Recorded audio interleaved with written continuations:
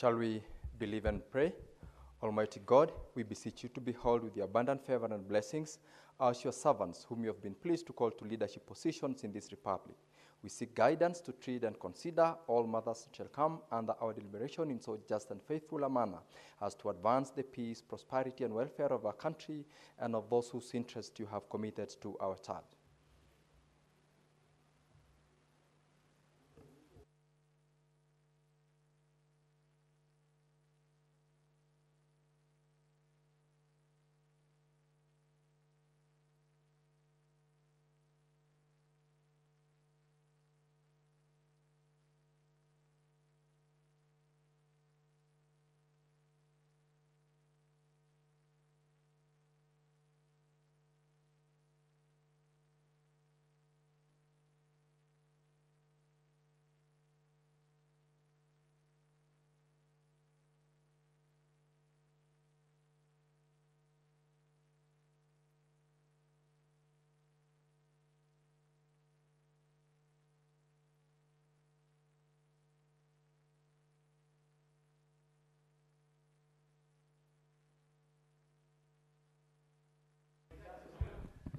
Sergeant at Arms, could you please ring the quorum bell for 10 minutes?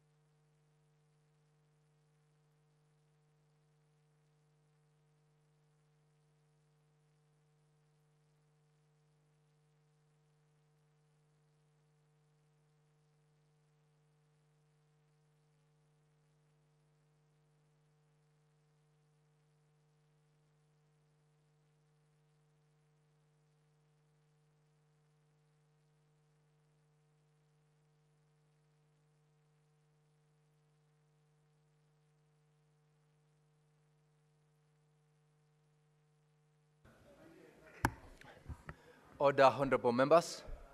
Senator Boni Halwale, let us assume our seats. We now have quorum and we're ready to start the business of the day. Clerk, you may call the first order of the day.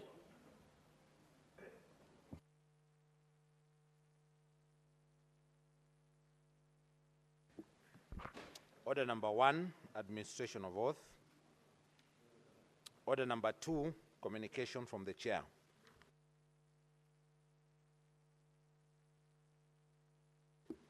Order number 3, messages.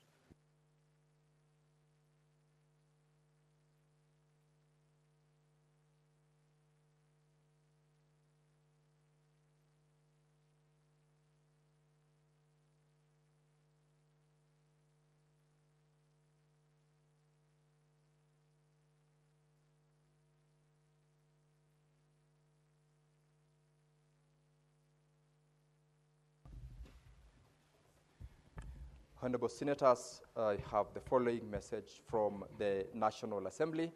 This is regards to the passage by the National Assembly of the County Public Finance Laws Amendment Bill, Senate Bills number 39 of 2023.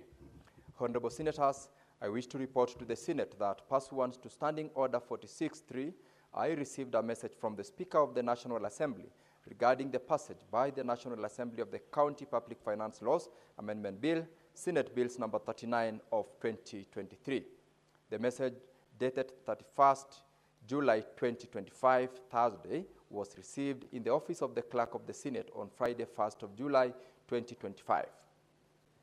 Now, pursuant to Standing Order 46.4, I now report the message. Pursuant to the provisions of Standing Order 41.1 and 144 of the National Assembly Standing Orders, I hereby convey the following message from the National Assembly. Whereas the County Public Finance Laws Amendment Bill, Senate Bills number 39 of 2023 was passed by the Senate on Tuesday, 15th of April 2025, and referred to the National Assembly for consideration pursuant to the provisions of Article 110, Sub-Article 4 of the Constitution, and whereas the National Assembly considered the said bill and passed it without amendments on Tuesday, 29th of July 2025, in the form passed by the Senate. Now, therefore, in accordance with the provisions of Article 110 of the Constitution and Standing Orders 41.1 and 144 of the National Assembly Standing Orders, I hereby convey the said decision of the National Assembly to the Senate. Honorable Senators, Article 110, Sub-Article 5 of the Constitution provides that once a bill concerning counties has been passed by both houses in the same form, the Speaker of the House in which the bill originated shall refer the bill to the President for assent. Accordingly, I am in the process of referring the County Public Finance Laws Amendment Bill, Senate Bills number 39 of 2023, to His Excellency the President for assent. I thank you. I have a further message from the National Assembly again. This is with regards to the passage by the National Assembly of the Equalization Fund Appropriation Bill, National Assembly Bills number 21 of 2025. Honorable Senators, I wish to report to the Senate that pursuant to Standing Order 46.3, I received a message from the Speaker of the National Assembly regarding the passage by the National Assembly of the Equalization Fund Appropriation Bill, National Assembly Bills number 21 of 2025. The message dated Thursday, 31st of July, 2025, was received in the office of the Clerk of the Senate on Friday, 1st of August, 2025. Pursuant to Standing Orders 46.4, I now report the message. Pursuant to the provisions of Standing Order 41.1 and 142 of the National Assembly Standing Orders, I hereby convey the following message from the National Assembly. Whereas the Equalization Fund Appropriation Bill, National Assembly Bills number 21 of 2025, was published via the Kenya Gazette Supplement number 80 of 12th of June 2025 as a bill for an Act of Parliament to authorize the issue of a sum of money out of the Equalization Fund and its application towards the service of the year ending 30th June 2026 to appropriate that sum for certain public basic services and for connected purposes. And whereas the National Assembly considered the bill and passed it with amendments on Wednesday, 30th of July 2025, and whereas the bill concerns county governments in terms of Article 110, Sub-Article 1A of the Constitution, as it contains provisions affecting the powers and functions of county governments as set out in the fourth schedule to the Constitution. Now, therefore, in accordance with provisions of Article 110 of the Constitution and Standing Orders 41.1 and 142 of the National Assembly Standing Orders, I hereby refer the Equalization Fund Appropriation Bill, National Assembly Bills number 21 of 2025, to the Senate for consideration. Honorable Senators, as you are aware, on Tuesday, 22nd of July 2025, the Senate passed the Equalization Fund Appropriation Bill, Senate Bills number 7 of 2025, the bill which seeks to authorize the withdrawal of funds from the Equalization Fund and their application towards the provision of public basic services for the financial year ending 30th of June 2026 and for connected purposes was subsequently transmitted to the National Assembly on Wednesday, 30th of July 2025. In view of the similarities in the provisions of the two bills, I hereby refer the bill to the Standing Committee on Finance and Budget to advise the House on the appropriate way forward. The House is accordingly guided. I thank you. Order, honorable members. I still have a further message to communicate from the National Assembly. This is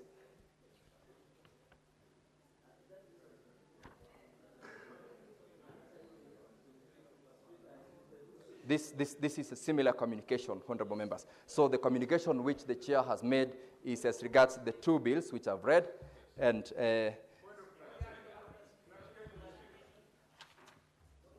order, honorable members. I have several interventions here. I will start with, I have got Senator Cherargei and Senator Mohamed Faki. Start with Senator Samson Cherargei. Mr. Speaker, I take a great exception to communications from the National Assembly. Either the National Assembly are on fishing expedition, Mr. Speaker, or they want to intentionally kill and sabotage devolution, Mr. Speaker. Because as you have read, Equalization Fund was passed on 22nd July 2024, Senate Bills number 7, Mr. Speaker.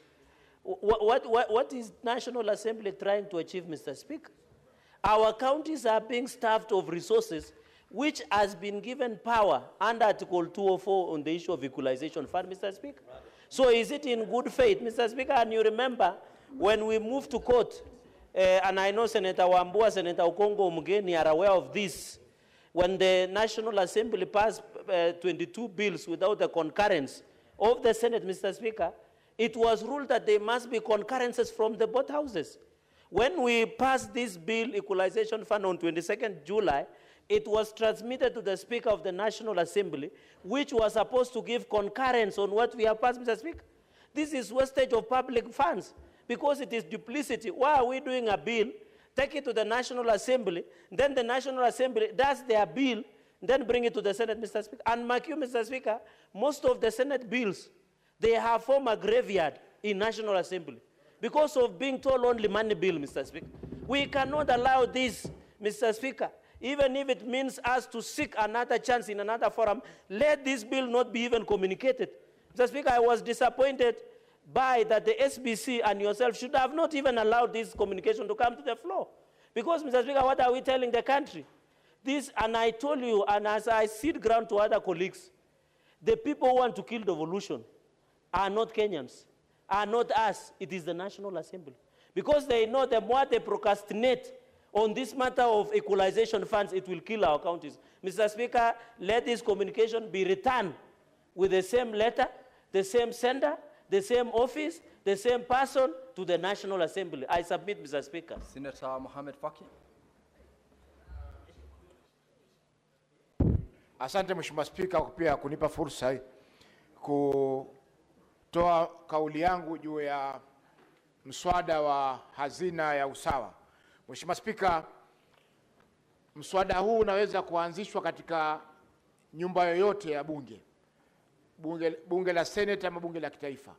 Lakini Mheshimiwa Spika, ni kwamba wakati imeanzishwa katika bunge la Senate na ikapitishwa hapa, ni makosa kwa bunge la kitaifa kuchapisha na kujadili mswada ule ule ambao tayari umepitishwa na bunge la Senate. Mheshimiwa Spika, hizi ni nyumba moja, zote ni nyumba ya bunge, lakini lina vyumba viwili. Kwa hivyo hatuwezi kuwa sisi tunakaa hapa tunazungumza jambo ambalo wenzetu kule wanazungumza, na vile vile wao hawatakani, hawapaswi kuzungumza jambo ambalo sisi hapa tumelizungumza. Kwa hiyo Mheshimiwa Spika, inaonekana kuna ulegevu fulani, na hii zaidi itakuwa ni upande wa bunge la kitaifa, kwa sababu tumeona kwamba yale ambayo bunge letu linafanya kupitia kwa ofisi ya karani mkuu, wanahakikisha kwamba chochote ambacho kinafanyika katika bunge hili kinafuata sheria. Kwa mfano Mheshimiwa Spika, kuna sheria zilipitishwa hapa ikabidi twende kotini. sheria zaidi ya 22 ambazo zilikuwa zimepitishwa bila ya kuulizwa sisi kama bunge la Senate, je, mnakubaliana nazo ama hatukubaliani nazo. Kwa hiyo Mheshimiwa Spika, mwenendo huu tulitarajia kwamba utakwisha, kwa sababu Spika wa bunge la kitaifa alikuwa ni seneta na alikuwa pia ni kiongozi wa wachache katika bunge hili. Lakini masikitisho Mheshimiwa Spika kwamba mambo haya bado yanaendelea. Kila siku tunapata sheria zinachapishwa, zinajadiliwa katika bunge la kitaifa ambalo zinahusu masuala ya ugatuzi, lakini sheria zile haziletwi hapa wala haziletwi kwa spika wetu kuweza kukubali ama kutokubali ziendelee kuchapishwa. Kwa hiyo Mheshimiwa Spika, lazima swala hili, uongozi wa mabunge mawili, na tunapozungumzia viongozi Mheshimiwa Spika, ni spika, kiongozi wa wengi na kiongozi wa wachache, lazima wakae na wenzao wa bunge lile ili tusionekane kicheko sasa, kwa sababu hatuwezi sisi tunazungumza hapa na wale wanazungumza, inakuwa ni kwa bunge linachekesha. Mheshimiwa Spika, asante kwa kunipa fursa hii. I'll allow 2 more members to Senator Boni Halwale. I can't see you. I cannot see you. Senator Murango James Kamau.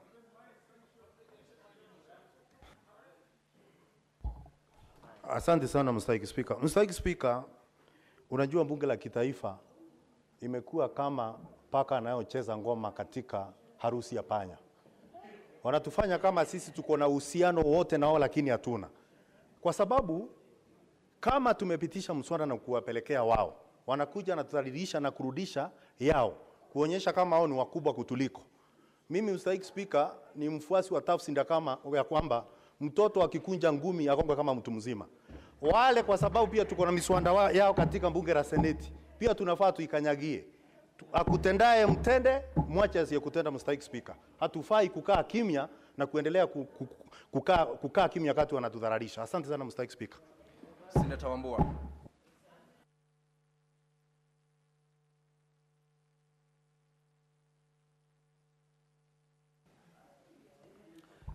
Thank you, Mr. Speaker. Mr. Speaker, I want to fully associate myself with the sentiments of my colleagues on this matter of the Equalization Fund Appropriation Bill passed by the National Assembly. Mr. Speaker, and your communication, Mr. Speaker, was right, that we have already passed that bill as a Senate. And if we are to follow procedure, then the National Assembly was supposed to consider the bill as passed by the Senate, and if they have any reservations about the bill passed by the Senate, they push for amendments, bring that bill back to the Senate in an amended form, then we form a mediation committee and come up with a version of a bill that is acceptable to both houses. Mr. Speaker, this thing about the National Assembly thinking that they can do whatever they want to do, and that whatever they want to do will find space in the Senate, Mr. Speaker, we must bring this matter to an end through this bill. And this is how it goes, Mr. Speaker. My advice, Mr. Speaker, as a leader in this House, is do not even pass that communication to the relevant committee. Let it just stay where it is. Let them sit with our bill as long as they want to sit with it. Mr. Speaker, we have leverage here on many, many issues. And as I conclude, Mr. Speaker,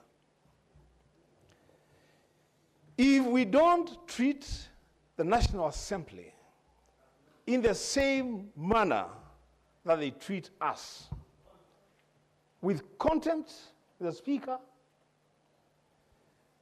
abnormally, because that's what they do, Mr. Speaker, we will just be a conveyor belt for them. That's what we're going to be. Mr. Speaker, I hear that there is a bill before us from the National Assembly, a constitutional amendment bill. Mr. Speaker, let the chiefs lie where they have fallen. Let that bill sleep where it is sleeping. Until such a time, Mr. Speaker, that the National Assembly will realize that the Senate does not exist for the convenience of the National Assembly. Mr. Speaker, as I conclude, this matter of the equalization fund. The procedure is very well enumerated in the Constitution and enabling legislations. Let the National Assembly follow due process, but as for now, Mr. Speaker, don't pass that bill to the relevant committee. Let it just stay where it is. I thank you, Mr. Speaker. Lastly, honorable members, I will allow Senator Boni Halwale to comment on this, and I'll give directions. Enough has been said about it. Allow Senator Boni Halwale to comment. Mr. Speaker, I thank you so much. But before you hear me, Mr. Speaker, allow me to read Article 110, Sabbatical 5 of the Constitution. This is bills concerning county government, which in Sabbatical 5 says that if both houses pass the bill in the same form, the Speaker of the House in each of the, Sabbatical 3, before either house considers a bill, the Speakers of the National Assembly and the Senate shall jointly resolve any question as to whether it is a bill concerning counties, and if it is, whether it is a special or an ordinary bill, Mr. Speaker. Mr. Speaker, I speak as a member of the Senate Finance and Budget Committee. I have done consultations with my colleagues, Senator Roba, who is the chairman, Maureen Mtinda, who is the vice chair, Eddie Kisheru Okech, who is a member, and we are agreed that should this matter be brought to the committee, we are not going to deal with it. This is not a matter that should be resolved by the committee, because the Constitution has clearly indicated that it should be resolved by the two speakers, Mr. Speaker. Unless the Speaker of the Senate has either abdicated his responsibility, Mr. Speaker, or he is in connivance, or, Mr. Speaker, he has decided to learn the bad manners of the Speaker of the National Assembly, who has reduced himself to an agent of the United Democratic Alliance, running around the country, Mr. Speaker. Mr. Speaker, I would like to be heard. Order, Mr. Speaker, Mr. Speaker, running around the country. Order, honorable members. Proceed, Senator Halwale. Can you hold for me? Thank you. Thank you, Mr. Speaker. Mr. Speaker. Mr. Speaker. What's your point of order, Senator Wafula?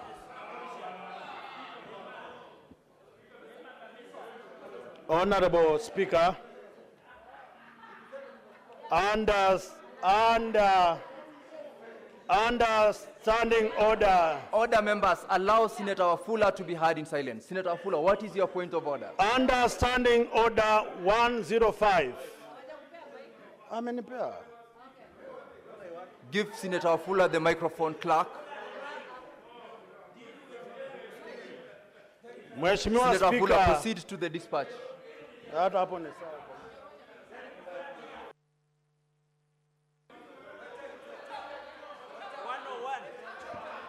Thank you, Honorable Speaker. Under Standing Order 105, the Senator shall be responsible for the accuracy of any facts that the Senator alleges to be true and may be requested to substantiate any such facts instantly. Honorable Speaker, I believe there is non-political hygiene from one Dr. Boni Halwale. He must stand up and confirm that someone is an agent of UDA or someone is masquerading or being sent by UDA, and he must also come out clear and respect the office of the Speaker of the National Assembly. Senator Boni Halwale, proceed to substantiate the comments as made by Senator Wafula under Standing 105. Order, members. Order, honorable members. Senator Boni, Proceed to substantiate You. as alleged. Mr.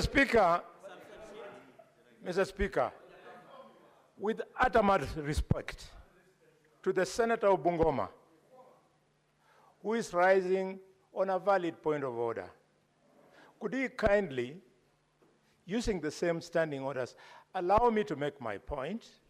Then he challenges me. Mr. Speaker, I wanted to make the point that the responsibility of the Speaker should not be vacated at any time. And therefore, Mr. Speaker, can you help me? I don't want to be irritated. Hold the Senator of Nandi. Yes. But, Mr. Speaker, the point I want to drive home, and which must sink beyond the ears of the Senator of Bungoma, is that instead of observing Article 110(3), the Speaker of the National Assembly, by participating in the so-called empowerment functions where they dish out money, Mr. Speaker, he is behaving like an agent of the United Democratic Alliance.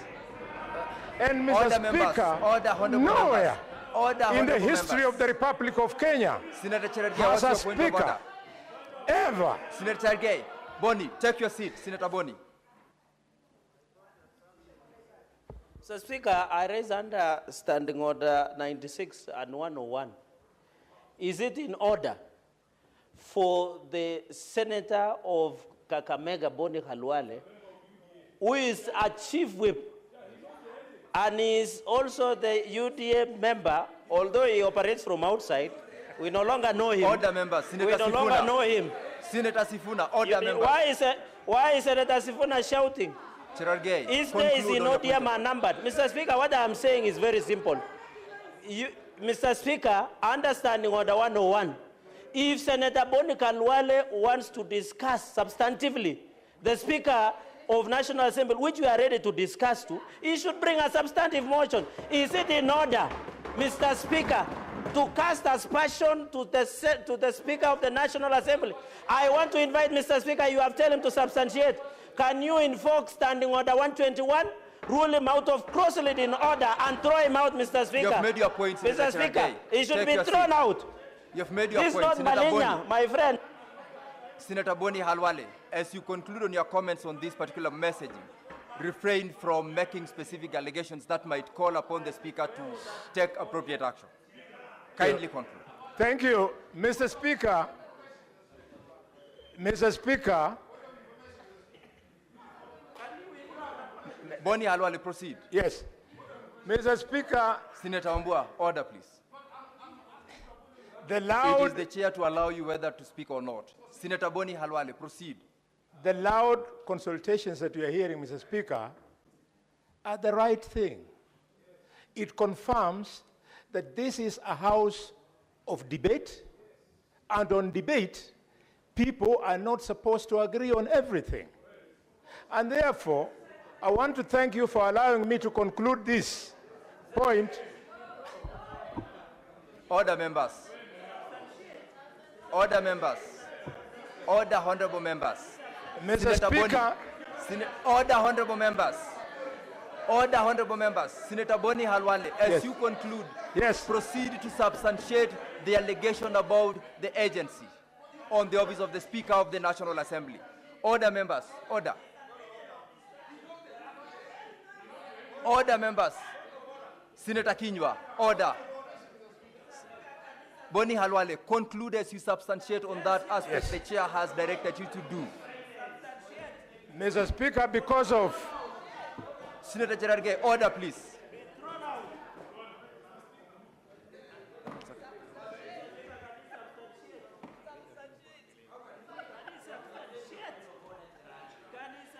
Mr. Speaker, because of the immense respect that I have for the chair, you have invited me to substantiate, and Mr. Speaker, I do hereby proceed in substantiating.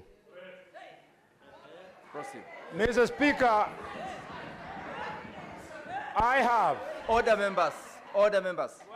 I have, Mr. Speaker, been accused of alleging that the Speaker of the National Assembly is behaving like an agent of the United Democratic Alliance by participating in the so-called empowerment rallies where public funds running in millions of shillings are being dished out by the Speaker. Order, members. Mr. Order, Speaker. members. Order, honorable members. Order, honorable members. Order, Mr. honorable Speaker, members. Order, honorable members. Senator Boni, I will call you out of order because the more you seek to substantiate, the more you make certain allegations from the chair. Conclude as you not go the direction you are headed to. Members, order, please. Order, honorable members. Order, honorable members. Order, members. Order, members. Proceed, Senator Boni, and I will expect you to do that in under 1 minute. I'll not allow you to take the time of the call of this Thank you. House. Order, Senator Cherargei. Don't invite the chair to throw you out. Senator Mutinda, don't invite the chair to throw you out. Senator Boni Halwale, you have check my directions and conclude in under 1 minute. Senator Omogeni, take your seat. Take your seat, Senator Omogeni. Take your seat, Senator Omogeni. Take your seat. Take your seat, Senator Omogeni. Don't invite the chair to invoke the standing orders and throw you out. Take your chair. Take your seat. Take your seat. Order, members, order. Take your seat, honorable members. Senator Cherargei, take your seat. Honorable members, take your seat. Senator Madzayo, take your seat. Take your seat, honorable members. Take your seat. Senator Mbua, take your seat. Order, members. Honorable members, take your seat. I am not going to allow any other point of order. Members, order. Senator Boni Halwale, the chair has invited you to substantiate in under 1 minute, and I will not allow you to go beyond 1 minute in substantiating the allegations that you have made. Members, if any one of you interrupts, I will not hesitate to invoke the standing orders and throw you out of the House. Senator Boni, take that direction. Mr. Speaker, if what I have adduced verbally is not sufficient, Mr. Speaker, allow me to then, tomorrow, bring video recordings of these people, these public leaders, spending millions of public funds in empowerment missions Senator Boni, that we do not order, understand. members. Senator They Boni have been in Halwale, take your seat. Kakamega. They have been Senator Boni everywhere. Halwale, Mr. take your Speaker. seat. Take your seat. Members, honorable members. Now, the chair hereby directs Senator Boni Halwale tomorrow to substantiate in form of whatever document or video recording before the House the allegations you have made, and that is the direction of the chair. Now, honorable senators, with that, honorable senators, order, honorable senators. I had directed that, pursuant to the communication I made, the last person I allowed to speak to this messaging was Senator Boni Halwale. As you note from the last paragraph of the communication, members, I had indicated that in view of the similarities in the provisions of the two bills, I hereby refer the bill to the Standing Committee on Finance and Budget to advise the House on the appropriate way forward. Order, members. Order, members. This is the position. Order, members. Order, members. The communication that comes from the National Assembly has got nothing to do with what this House is to deal with in that particular communication. This communication is conveyed from the office of the clerk for the House to decide. And that is why the chair has directed that this is committed to the committee for that communication to come. And To that, members, we close on this particular messaging, and I call the clerk to call the next order. Proceed. Order number 4, petitions. Order number 5, papers.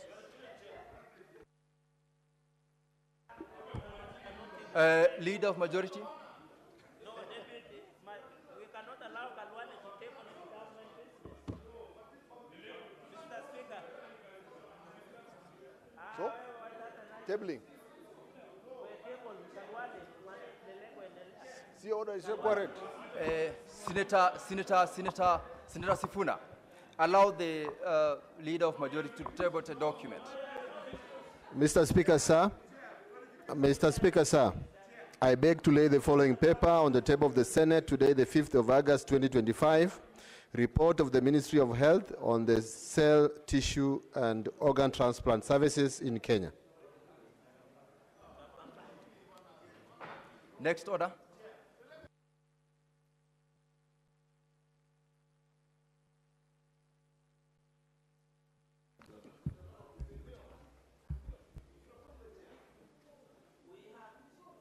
Take your seat, Senator Chesang. Now, following the paper that has just been tabled by Senator Lelengwe, I have the following report from the Ministry of Health on the cell, tissue, and organ transplant services in Kenya. Honorable Senators, as you will note, the Senate Majority Leader has laid on the table of the Senate this afternoon a report from the Ministry of Health on the cell, tissue, and organ transplant services in Kenya. The report contains various findings and recommendations on cell, tissue, and organ transplant services, and one key recommendation is the need for complete regulatory reforms on the organ transplantation program. Consequently, and upon the tabling of this document in the Senate, I hereby direct that the report be committed to the Standing Committee on Health for consideration. The committee will be required to consider the report and table a report containing its recommendations. Honorable Senators, that is the communication as regards that paper tabled, and I thank you. Clerk, call the next order. Order number 6, notices of motion.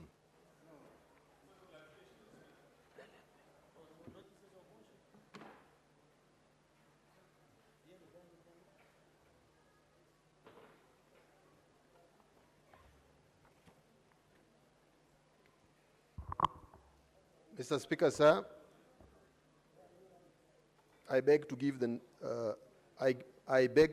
give notice of the following motion, that notwithstanding the resolutions of the Senate made on 12 February 2025 on the approval of senators to serve in various standing committees of the Senate and pursuant to Standing Order 197, 199, and 228, following nomination by the Senate Business Committee, the Senate approves the nomination of Senator Joe Nyotu, MP, to serve in the Standing Committee on Labor and Social Welfare to replace Senator Gloria Oroba, MP. Thank you.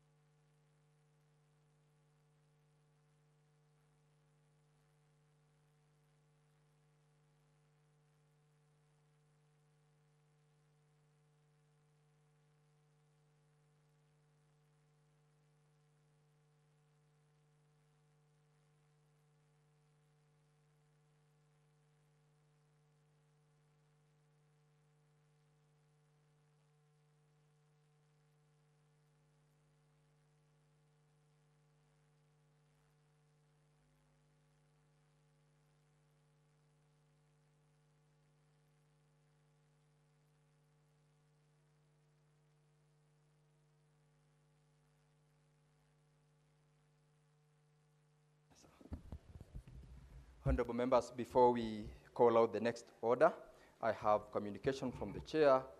This is on visiting delegation from the Bunge Mashinani School of Governance. Honorable Senators, I would like to acknowledge the presence in the Speaker's Gallery this afternoon of visiting delegation of 8 staff and 17 students from the Bunge Mashinani School of Governance. The delegation is undertaking a study visit in Parliament. Honorable members, in our usual tradition of receiving and welcoming visitors to Parliament, I extend a warm welcome to the delegation, and on behalf of the Senate and on my own behalf, wish them a fruitful visit. I thank you. I will allow under 1 minute Senator Tabitha to welcome the team on behalf of the Leader of Majority.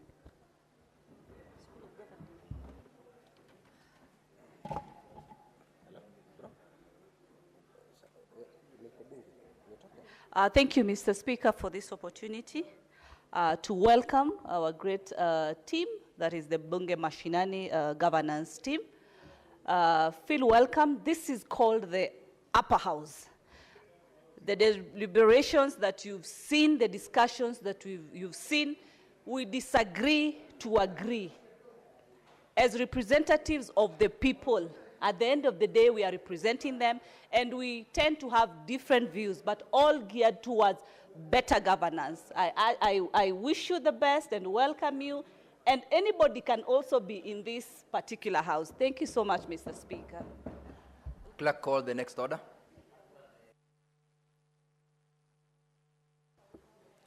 Order number 7, questions and statements. Request for statements. Pass one to Standing Order 53-1. Senator Tabitha Mutinda. Thank you, Mr. Speaker.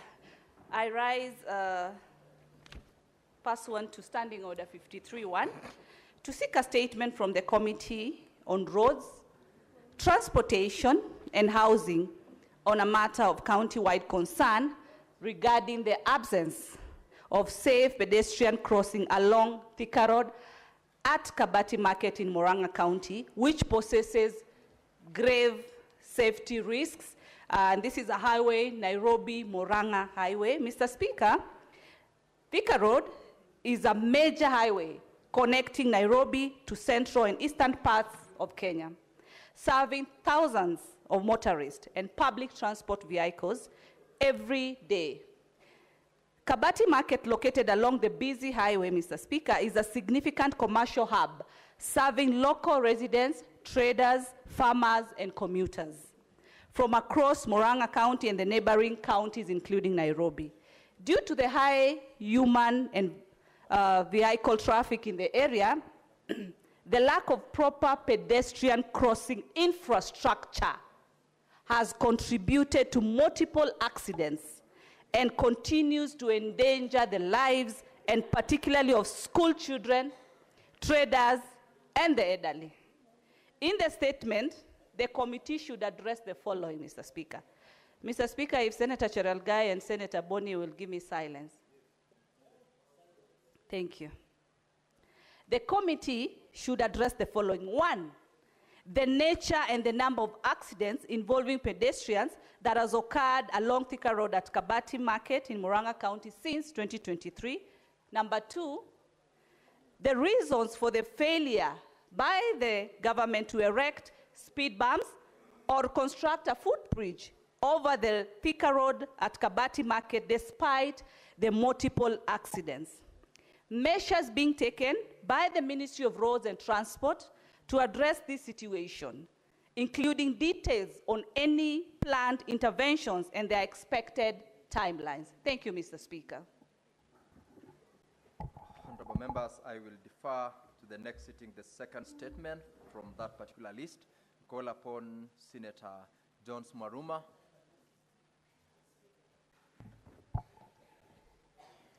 Thank you, Honorable Speaker. I have 3 statements and allow me to read all of them.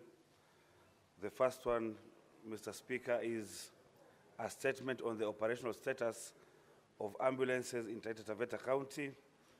Mr. Speaker, I rise pursuant to Standing Order 53-1 to seek a statement from the Standing Committee on Health on a matter of county-wide concern regarding the condition and operational status of ambulance services in Taita Taveta.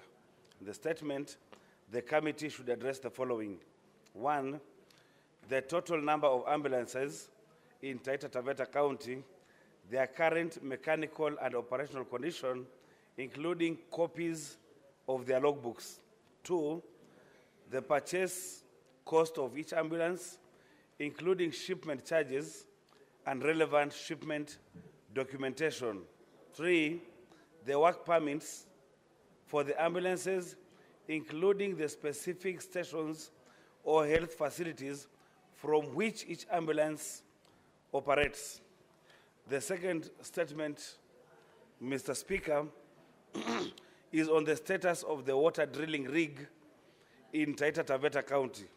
Mr. Speaker, sir, I rise pursuant to Standing Order 53-1 to seek a statement from the Standing Committee on Land, Environment and Natural Resources on a matter of county-wide concern regarding the status of our water drilling rig, a property of the county government of Taita Taveta. In the statement, the committee should address the following. 1, the total cost of the drilling rig, including the purchase price of the rig, shipment charges, relevant shipment documents, and any additional costs incurred in the acquisition and transportation process. 2, the rig's logbook, including records of any previous changes in ownership. 3, details of the supplier, including their name, contact information, and any contractual agreements entered into with the county government. 4, number of boreholes drilled using the rig since its acquisition, accompanied by the corresponding hydrological reports, number and credentials of the surveyor or surveying company involved, relevant work permits, and the operational status of each borehole. Lastly, Mr. Speaker, is a statement on the land ownership dispute in Maungu sublocation, Voi sub-county, Taita Taveta County. Mr. Speaker, sir, I rise pursuant to Standing Order 53-1 to seek a statement from the Standing Committee on Lands, Environment and Natural Resources on a matter of county-wide concern regarding the land ownership dispute at Maungu sublocation, Voi sub-county of Taita Taveta County. Mr. Speaker, sir, the land covers Pipeline, Msharinyi, Wagala, and Miasenyi villages with a population of 4,000 residents that stand affected should the illegal issuance of the title deeds stand. The land in question, covering parcel numbers 3101 to 3129, which were included in the Maungu Buguta settlement scheme, but in reality, it falls outside the geographical location of the scheme. In the statement, the committee should address the following. 1, whether the right procedure was followed during the survey, pegging, and issuance of the title deeds. 2, the rationale behind the issuance of the title deeds by the Taita Taveta Land Registrar to land parcels number 3101 to 3129, contrary to advice and instructions by the manager of Maungu Buguta settlement scheme. Number 3, whether any disciplinary action has been taken or is contemplated against the land registrar should they be found to have acted irregularly or illegally.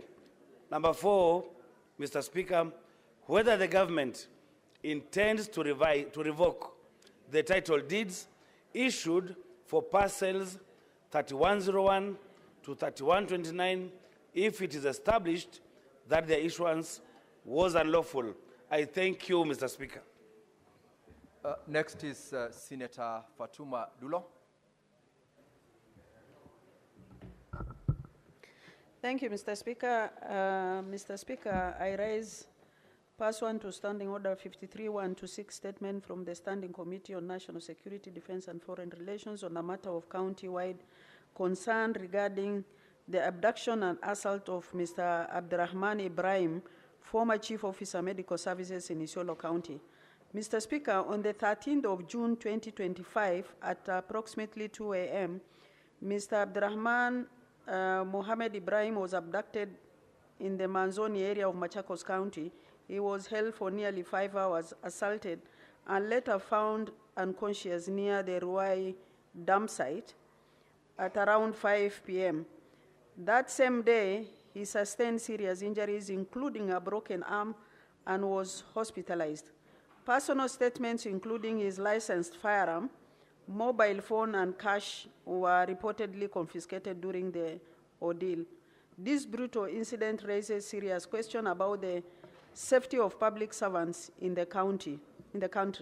In the statement, the committee should address the following: the circumstances leading to the reported abduction and assault of Mr. Abdurrahman, and whether the stolen items, specifically his licensed firearm, mobile phone, and cash, have been recovered, the identities of those involved in planning and executing the attack, and whether credible evidence has been gathered linking any suspect to the crime, the progress of investigation by the Directorate of Criminal Investigation, including reasons for the apparent inaction despite follow-up efforts.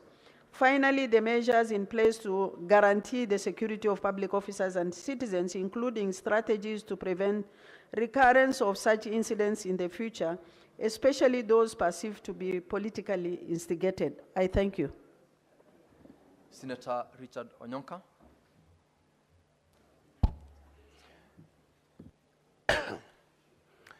I rise pursuant to Standing Order 53-1 to seek a statement from the Standing Committee on Education on a matter of national concerning regarding irregularities in the payroll system of the Teacher Service Commission.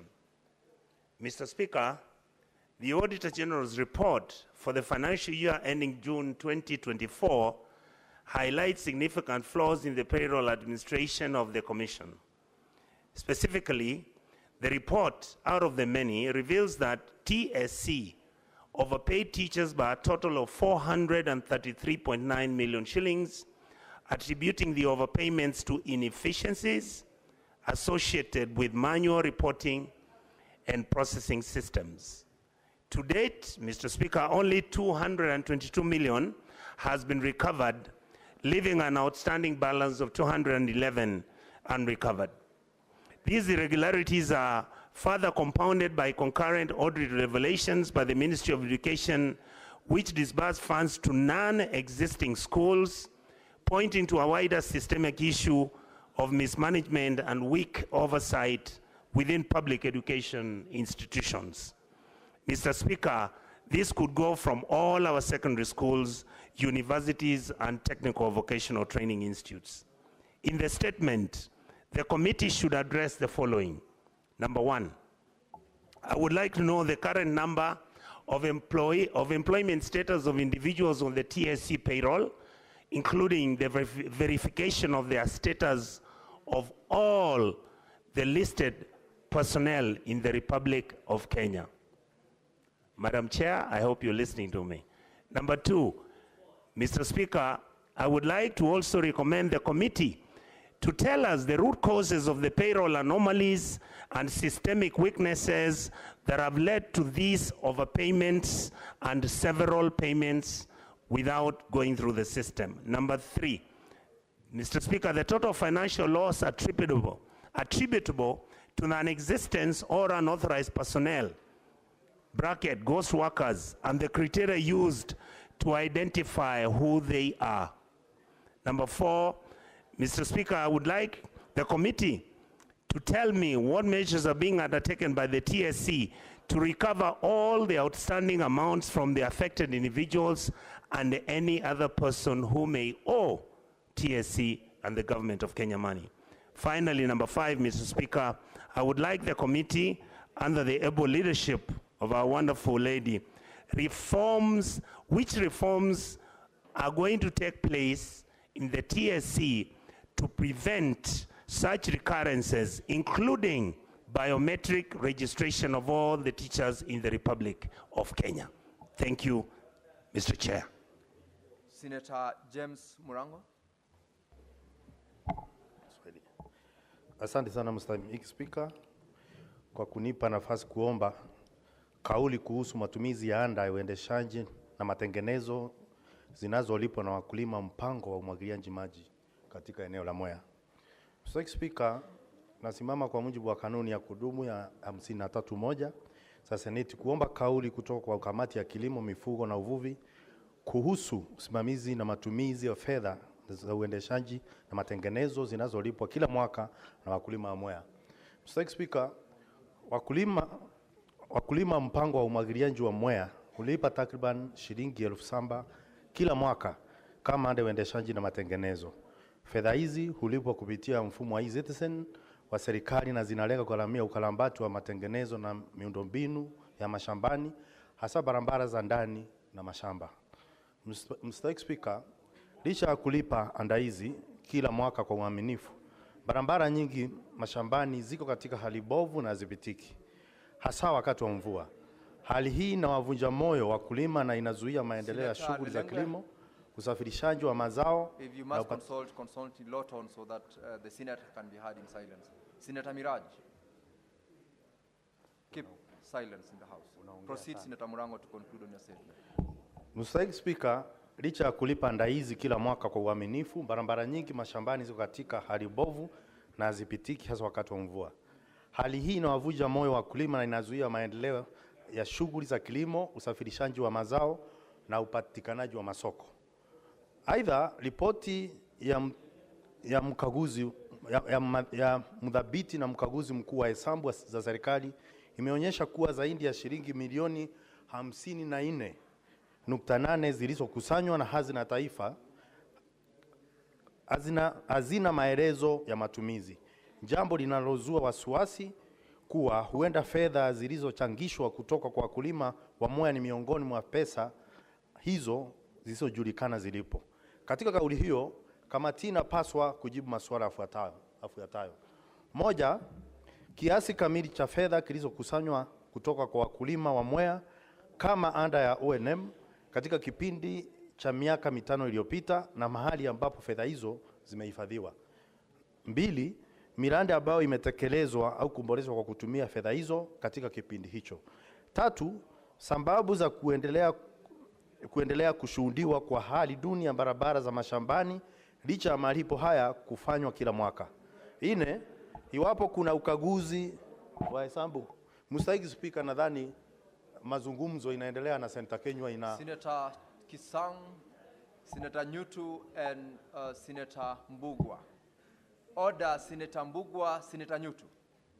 Order, allow Senator Murango to conclude his statement.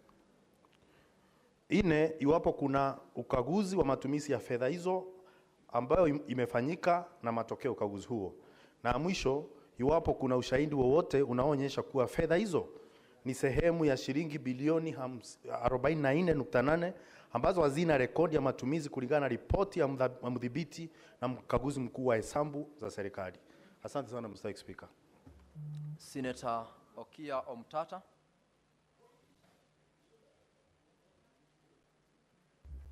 You have the microphone from where you are. Okay. Mr. Speaker, sir, I rise to request for a statement on the deplorable state of healthcare services in Busia County. Mr. Speaker, sir, I rise pursuant to Standing Order 53(1) to seek a statement from the Standing Committee on Health on a matter of county-wide concern regarding the deplorable state of healthcare facilities and services in Busia County. Mr. Speaker, sir, the healthcare system in Busia County is in critical disrepair, marked by inadequate infrastructure, insufficient medical equipment, and a severe shortage of trained personnel. This situation is further exacerbated by non-functional ambulances, poor sanitation, and a chronic lack of essential medical supplies. Sub-county hospitals are missing key services such as radiology, cesarean sections, and specialist care, while existing infrastructure remains underutilized due to staffing and technical challenges. Mr. Speaker, sir, despite investments in digital systems, outdated manual record keeping continues to hinder services delivery. Additionally, poor waste disposal practices, underfunding of drug procurement, delayed salaries, and deteriorating working conditions have resulted in staff shortages and abandoned facilities. Consequently, there is a concerning trend of patients seeking care outside the county. The Busia County Referral Hospital, which is designated as a level 5 facility, is operating well below standard, highlighting the urgent need for comprehensive reform in the health sector. In the statement, the committee should address the following. 1, the state of healthcare facilities in Busia County, including human resource capacity, availability of equipment, and the status of infrastructure. 2, the reasons for underutilization and abandonment of fully constructed medical facilities. 3, a status report on the implementation of the Busia County Facility Improvement Financing Act 2024. 4, an update on investigations into reported misuse of health funds, including the Kenya shillings 4.9 million spent on questionable consultancy services. 5, recommendations for immediate interventions to address the health crisis in Busia County, including the deployment of emergency equipment and personnel by the Ministry of Health. Andrew Omtato Koiti, MP, Senator from Busia County. Thank you. Thank you. Senator Beatrice Ogola. That statement is dropped. Senator Lelengwe.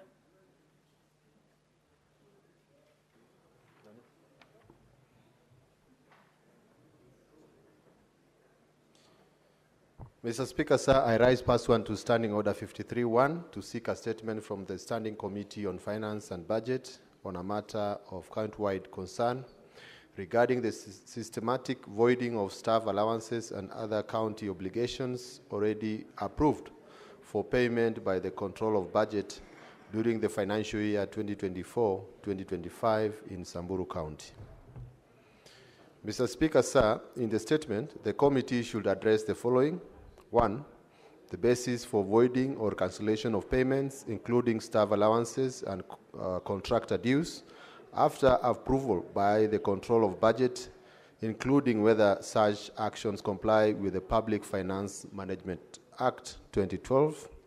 2, the impact of these cancellations on county employees and service providers, including whether due process was followed, such as formal notification to affected parties and adherence to audit procedures. 3, the oversight and responsibility mechanisms in place to prevent irregular or selective cancellation of approved payments, including measures to enhance transparency and fiscal discipline in the execution of Samburu County budgets. I thank you, Mr. Speaker. The next statement by request is hereby deferred to the next sitting. I'll call upon Senator Eric Okongo Mogeni, Senior Counsel. Yes, Mr. Speaker, sir. I rise pursuant to Standing Order 53-1 to seek a statement from the Standing Committee on Land, Environment and Natural Resources on a matter of county-wide concern regarding access to piped water in Nyamira County. Mr. Speaker, sir, residents in many rural areas of Nyamira lack access to clean and safe drinking water. As a result, they are forced to rely on unreliable sources such as rainwater or worse still, contaminated water from nearby rivers and streams. Many of these residents are now grappling with waterborne diseases and other types of ailments which should not be the case in the 21st century. In the statement, Mr. Speaker, sir, the committee should address the following. One, provide to the Senate data on the number of households per ward that have applied and had connection of piped and tapped water from the county government of Nyamira from the year 2023 to date. Two, report to the committee plans in place by the county government of Nyamira to expand access to clean piped water for the residents of the county of Nyamira. I thank you, Mr. Speaker. Next is Senator Mohamed Faki. Thank you, Mr. Speaker, sir. I rise pursuant to Standing Order number 53-1 to seek a statement from the Standing Committee on National Cohesion, Equal Opportunity, and Regional Integration on a matter of countrywide concern regarding the recognition of the Wangazija community in Mombasa. Mr. Speaker, sir, the Wangazija community are a Swahili-speaking community residing predominantly... Senator Faki, just take your seat. Senator Tabita Keroche, while you are away, certain directives were given, and you are out of order. I'm giving you the first warning because of what you've just been doing. Take note. Proceed. Thank you, Mr. Speaker. Mr. Speaker, sir, the Wangazija community are a Swahili-speaking community residing predominantly along the Kenyan coast, particularly in Mombasa. Despite their long-standing historical presence and invaluable contributions to the coastal cultural landscape and Islamic heritage of our nation, they remain unrecognized as a distinct ethnic group by the state. This continued lack of formal recognition has had far-reaching consequences. The Wangazija community has been systematically excluded from access to critical government services, representation in public institutions, and inclusion in affirmative action programs that are designed to uplift marginalized and minority groups. This exclusion is not only unfair, but also goes against the Constitution, which requires all Kenyan communities to be included and treated fairly in national development and planning. In the statement, the committee should address the following. The measures being undertaken, including engagement with relevant state agencies to document, facilitate, and ensure the formal legal recognition of the Wangazija community as a distinct ethnic minority within the Republic of Kenya.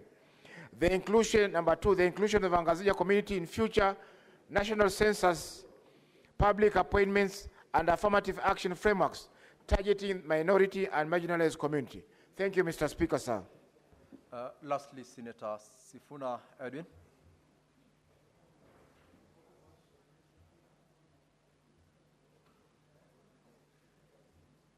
Give Senator Sifuna the microphone, clerk.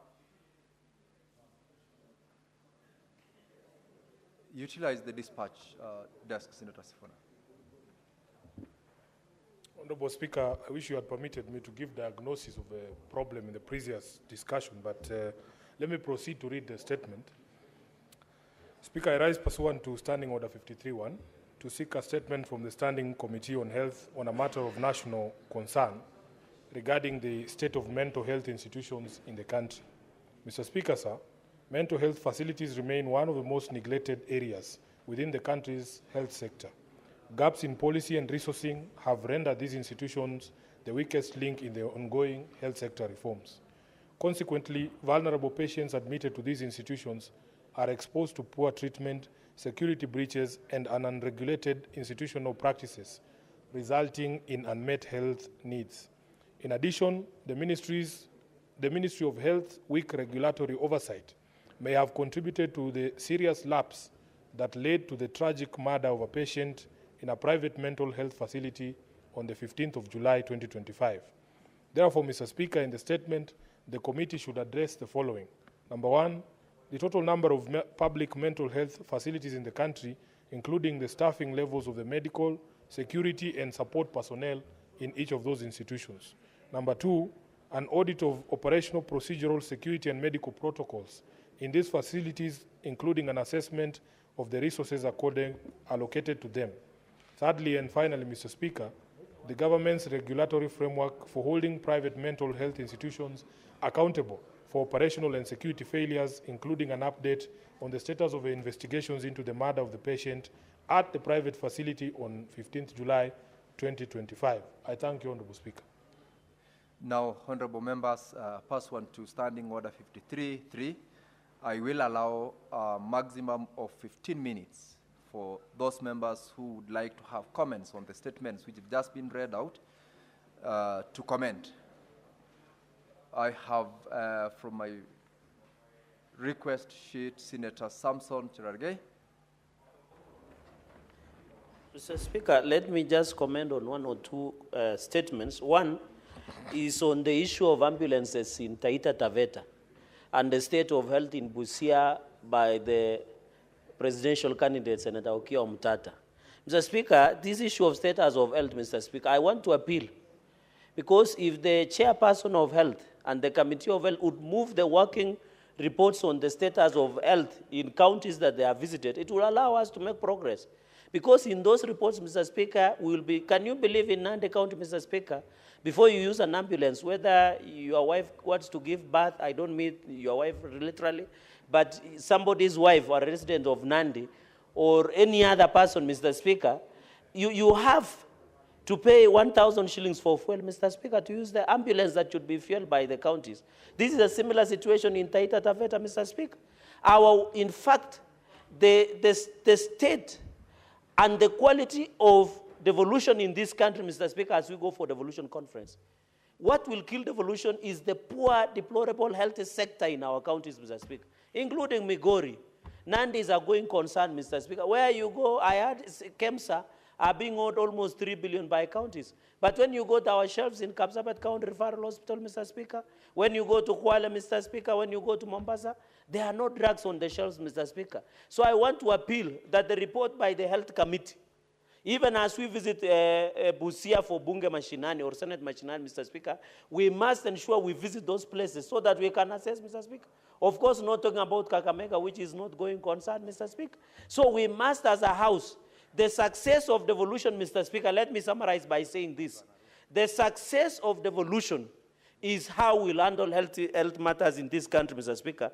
Finally, on the issue of statement that has been brought by Senator Murango, Mr. Speaker, on the issue of rice, Mr. Speaker, I'm still wondering why do we import rice, yet there is excess rice in Mwea. Mr. Speaker, it doesn't make sense. It doesn't make sense, Mr. Speaker. I think the food that we have in this country is sufficient, Mr. Speaker. The Mwea people are paying 7,000, Mr. Speaker, for maintenance of canals. They have a problem of snails, Mr. Speaker. They are paying almost 2.1 billion to e-citizen, Mr. Speaker, but they don't see value for that money, Mr. Speaker. I want to appeal, I saw the Chair of Agriculture, Senator Wakoli, to call the Minister of Agriculture to tell the country what is the urgent need of importing rice to Kenya. Yet there is rice in Nyatike, yes, there is rice in Ahero, yet there is rice in Budalange, yes, there is rice, Mr. Speaker, in Mwea. What are we telling our farmers? You know the reason I'm worried, Mr. Speaker, if we don't arrest this one, now our maize is almost getting ready, Mr. Speaker. And if sugar, we are sugar sufficient. I want to assure Senator Onyonga, Mr. Speaker. So what I'm saying in short, Mr. Speaker, the issue of, and in conclusion, Mr. Speaker, on the issue of voiding payments with your indulgence in Samburu. Mr. Speaker, I remember Senator Onyonga when he was a member of Public Accounts in conclusion. He used to complain about this issue of voiding, Mr. Speaker. Can you believe Nandi County, they did a voiding of almost 500 million Kenya shillings. Mr. Speaker, what happens in voiding, for many Kenyans who don't understand why we are bitter, you make a requisition to control our budget, but you pay different people. And that is what's happening in Samburu, Mr. Speaker. The governor is paying friendly companies as opposed to the people who are genuine, Mr. Speaker. All counties, including Bomet, Mr. Speaker. Even I was told in Nairobi, I'm shocked, and the senator of Nairobi should listen to this. All people, Mr. Speaker, who have pending bills in Nairobi, they must pay 30% to some entities within county executive to be paid them. You must call Nairobi to order, Mr. Speaker. All the counties, I'm told Nairobi is the highest at 30%, Kirinyaga is 20%, Kisii is 15% or 30%, so that you are paid, Mr. Speaker. We are killing our businesses in our counties, even in Bomet, Mr. Speaker. Before the contractors are paid, They must honor sijui mtu nyuma ya 10 so that they can be sorry, Mr. Speaker, for using that word with mixing the language. Mr. Speaker, we must be told, Nairobi, can you believe these PWDs, women, and my deputy majority leader should listen to this, even women, where do you have the courage to ask a woman to give you 30% or a PWD? Uogope Mungu. Mr. Speaker, with those many remarks, I beg to support. Senator Godfrey Osotsi. Thank you, Mr. Speaker. Mr. Speaker, I wish to comment on the statement by Senator Onyonka on the issue of irregularities in TSC payroll system. Mr. Speaker, I think this is a very serious issue. Our teachers continue to suffer as a result of TSC's inefficiency, especially in the management of the electronic payroll system. Mr. Speaker, even as we talk about that, there are many other systems in government which have problems, including even the one for managing schools, NEMIS, including even e-citizen and others, which have serious technical issues, serious security issues, and yet, Mr. Speaker, the Computer Misuse and Cybercrime Act is very clear that such systems, which are supposed to be handling large volumes of our population, and they are usually classified in law as critical information system or information data. They are supposed to be categorized in law and gazetted as so. This provision in law, Mr. Speaker, has not been complied with. I don't know what the Ministry of ICT and the Ministry of Interior is doing about this, Mr. Speaker. Because even as we advance in technology, even as we upload and board many systems to manage our operation, we need to ensure that such systems are categorized and gazetted as such, because they have huge impact on our population, on our economy if they go down. And one of them is the TSC payroll system and many other systems that we continue to develop as a country. I hope the Minister for the CS for ICT is listening to me. Mr. Speaker, I keep on talking ICT matters in this House because I'm an expert in this area.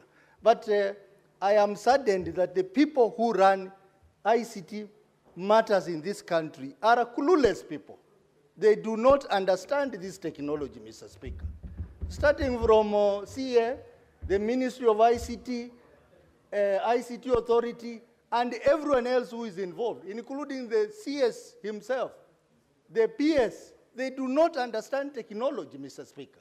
Mr. Speaker, even as we talk about digital economy, if we have the wrong people in these offices, we will not achieve the vision that we have in promoting digital economy and hence the economy of this country. This morning, I was listening to the news about e-citizen.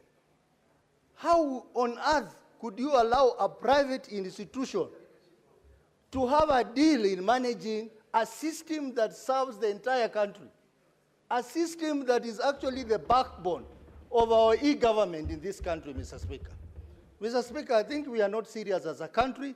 The other day I saw the Ministry of Education now has changed from NEMIS to KEMIS. It was just a simple name change. There was nothing major, Mr. Speaker. And billions of money has been spent. Even this system, Mr. Speaker, we have talked about this for ages. It is still has a lot of flaws, and nothing seems to be working in terms of application of technology in government. In fact, the last serious attempt to ensure we have proper e-governance platform was during President Kibaki's time. The e-government processes in government have died, Mr. Speaker. So when we sit here and we are told, even in TSC, there is a problem. Ministry of Education, there is a problem. Treasury, there is a problem. health share management system, there is a problem. We are better off if we do not want to apply technology. We go manual, Mr. Speaker, instead of wasting money, wasting taxpayers' money to pretend to be doing technology when we are doing nothing, Mr. Speaker. Mr. Speaker, I support. Senator Mungatana. Thank you, Mr. Speaker. Mr. Speaker, I want to make a brief intervention on the statement on the charges of irrigation waters brought to this House by Senator Murango. Mr. Speaker, I wanted to request the Committee of Agriculture, when they are looking at the issues around the water charges in Mwea, that they will also consider what is happening in Bura irrigation scheme in Tana River County. Mr. Speaker, the farmers have been under oppression of very high charges for water, even, Mr. Speaker, to the extent that the farmers complain that the water is so expensive that it makes no economic sense in terms of farming and the profits that must come. Mr. Speaker, the President paid a visit to Bura irrigation scheme, and he gave a directive that the water charges be reduced. Mr. Speaker, to date, that directive has not been effected. And the National Irrigation Authority has given no reason why they cannot effect that directive. Mr. Speaker, initially, the justification was that water for irrigation was being pumped using diesel machine. But then now, Mr. Speaker, the President has inaugurated a system of gravity. Billions of shillings have been spent. Water now is flowing without the use of diesel-powered machines. But the water charges have remained high. Mr. Speaker, as the Committee of Agriculture looks at what is happening in Mwea in terms of water charges, I would invite them to also call the National Irrigation Authority. They tell us what is happening in Bura. They explain why they are defying a presidential directive. They should explain also to the people of Kenya and to the committee why, even after the irrigation system has now gone to gravity and there is no pumping of water, why they are still charging high charges and why they are oppressing the farmers. Mr. Speaker, I support that statement. Thank you. Senator Edwin Sifuna. Speaker, you know you gave directive on the other matter, but I just wanted to give some diagnosis of the problem as I see it between this house and the lower house. I think the problem is that the leadership of these two houses don't actually talk, not just at the Speaker's level, but even for us. So it is very difficult for members of the National Assembly to know exactly where the Senate is coming from when we raise some of these concerns. I talked to some of the leaders there, and they're actually surprised. They're actually surprised by the things we tell them we as a Senate are going through, including, Mr. Speaker, you are aware when I used to be a member of the SBC, our budgets for the system that we use in this house have been slashed for every year, actually. And they should see, because even my unit here keeps failing. This is a problem we have had for a very long time. And when we speak to members of the National Assembly, they're actually shocked that when they go on recess and we are here, even the kitchen is closed, because the entire parliament exists to serve the National Assembly, and the Senate is just like a small appendage there.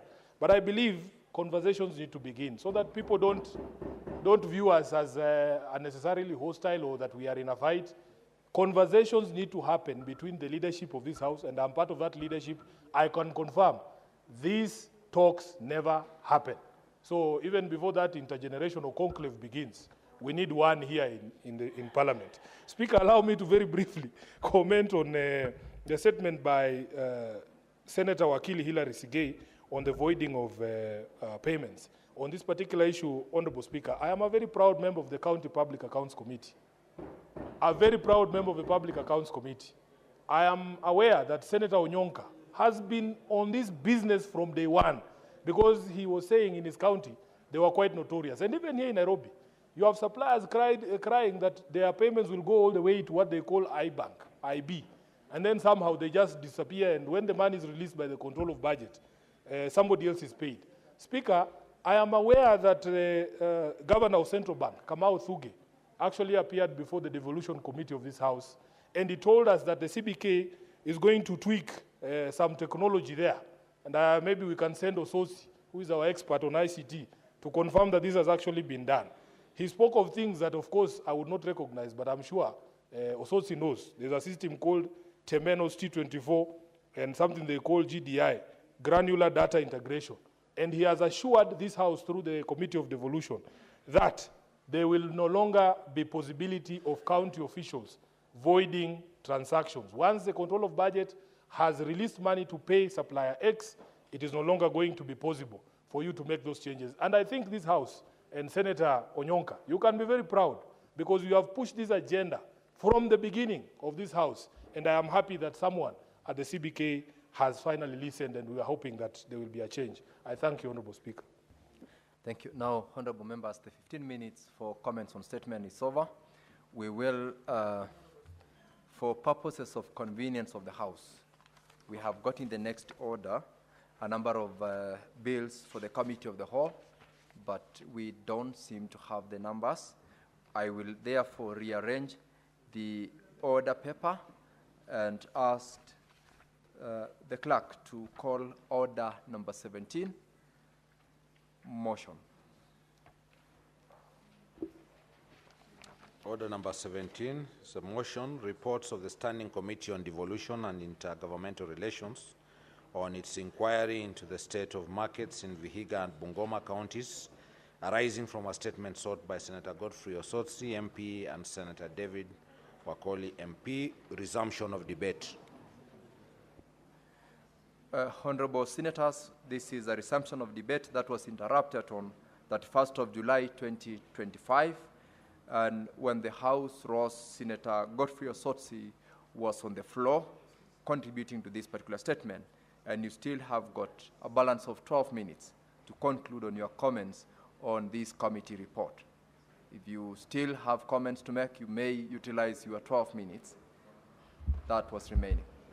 Thank you, Mr. Speaker. Mr. Speaker, I had started commenting on the report by the Devolution Committee on the markets in Vihiga and Bungoma following the visit by the Committee of Devolution headed by my good friend, Senator for Wajir, who did a very good job to visit the two counties last year in June. Mr. Speaker, this report, I started by saying that there are very, very fundamental misleading information in this report. If you look at the report, it is giving figures which are not matching up, Mr. Speaker. Mr. Speaker, there is a table there that shows that between 2018, 2019, all the way to 2023, 2024 financial years, a gap of 6 years, the county made a mere 82 million shillings, Mr. Speaker. But then, Mr. Speaker, there is a breakdown for July 2023 to May 2024 that shows that Luanda market alone made 35 million shillings. Clearly, even a school-going child will know that there is something fishy about this. So I want to request the Committee of Devolution to relook at the information that was provided by the county government of Vihiga on the revenues that are earned by markets in Vihiga County. Because Luanda alone, if Luanda alone in a span of 10 months could contribute 35 million, how about all the other markets, Chamagogo, Mudete, Chavakali, Mbale, Serem, even Luanda, Isibuye, in 6 years, how would they contribute only 82 million shillings? Mr. Speaker, some of the things that county government give to us in our committees are shocking, and this is one of them. So I will be asking, before we adopt this report, Mr. Speaker, I'll be asking the Committee of Devolution to relook at what was given to them and which they have put in the report, which is misleading, Mr. Speaker. Mr. Speaker, challenges of infrastructure in Vihiga County, in our markets, are real and serious, Mr. Speaker. Mr. Speaker, how would you operate a market without a toilet or without a functioning toilet? How would you operate a market without drainage, without water, without everything, Mr. Speaker? Mr. Speaker, I want to request the committee, even after we have passed this report, to go back and ensure that the recommendations which they have given are complied with, because we cannot continue seeing things go in the wrong direction, and yet our people are paying taxes to the county government religiously, Mr. Speaker. And in some cases, the traders are even facing very serious sanctions from the county for not paying taxes. But after they pay, they are not getting better services, Mr. Speaker. Mr. Speaker, we have serious issues around beautification. For example, if you go to Mbale town, Mr. Speaker, there was an amount that was given by the Kenya Urban Support Program. But look at the beautification, Mr. Speaker. It is not worth the amount of money that has been put there, Mr. Speaker. So I request the committee to really get proper data from the county government on how much money was spent to tarmac the 4.6 kilometer Ikulu Road from Mbale to passing through the governor's house all the way down there. How much it costs. Mr. Speaker, cabros in various markets like Mudete, Majengo, Chavakali, particularly for non-motorized roads. It is not worthy. It is not worthy, even in terms of quality, Mr. Speaker. Mr. Speaker, the issue of construction of biodigester within Vihiga municipality. This is another thing, Mr. Speaker. Why would we have a biodigester? The entire Vihiga County does not even have a sewage plant, Mr. Speaker. Why would they invest money in biodigester when they can put money through support of investors and even through allocation that this House gives to put money in a proper sewage plant, Mr. Speaker? Mr. Speaker, most of the high-mast floodlights are not working because of non-payment of electricity, Mr. Speaker. And some are non-functional, Mr. Speaker. Mr. Speaker, we have issues of congestion, especially in markets like Serem, markets like Mbale, Chavakali, Majengo, and Luanda. This problem can be resolved by putting up stroller markets so that to manage inadequacy in space, Mr. Speaker. Mr. Speaker, the serious issue of garbage collection is serious, particularly in Luanda and Majengo and Mbale and the Serem markets, Mr. Speaker. And all this is captured in the report, and I hope that the report, once passed by this House, should be taken very seriously by the county government of Vihiga to ensure that our people are provided with the services they need. Mr. Speaker, Vihiga County main source of on-source revenue is markets. They have nowhere else they can collect money. The control of budget has estimated that the county has a potential of 1 billion shillings on on-source revenue. but they raised only 300 million shillings, Mr. Speaker. The reason is these markets are not properly resourced to generate money. The other reason is misappropriation of the revenues that are raised in this market, Mr. Speaker. Mr. Speaker, this is a very important report, and I expect that, as the report says, that they would want to get a status report from the county government of Vihiga within 6 months after adoption of this report, so that we know what has been done. Mr. Speaker, I also want to thank this House for, through the new formula, that Vihiga County has been able to get an additional 800 million shillings. These 800 million shillings, Mr. Speaker, and I'm going to bring a statement here, to direct them where to put that money. And one area is to put in improving the infrastructure of markets in Vihiga County, Mr. Speaker, because that is the main source of on-source revenue in that county, so that more money is realized through on-source revenue, and we stop complaining that we are not able to develop because we are small. We are having also a serious problem around there, Mr. Speaker. Mr. Speaker, the issue of appointment of municipal managers, this problem was resolved, but I also want to call upon the county government to fast track, Mr. Speaker, the achievement of municipal status for Cheptulu Market and Luanda Market. Cheptulu Market, because, Mr. Speaker, this is the main market that serves the Kaimos area, where we have Kaimos Complex, Kaimos Schools, Kaimos University, and even serves Nandi County. It deserves to be a proper municipality, Mr. Speaker. I wish to request that the county government puts more focus around there.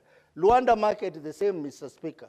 Luanda Market is the main transit market to Uganda, Mr. Speaker. All the vehicles towards Uganda pass through Luanda Market. Luanda Market also serves 4 counties, Mr. Speaker: Siaya, Kakamega, Kisumu, Vihiga, and Busia, Mr. Speaker. So it is very critical that that process be fast-tracked. Mr. Speaker, with the issue of revenue figures resolved, I want to commend the Devolution Committee for the good work they have done, and I want to request them that after the adoption of this report, they need to have a program to follow up on the recommendation of this report to ensure that the people of Vihiga get the benefit of having markets, of investing in these markets, so that we continue to raise our income levels through on-source revenue.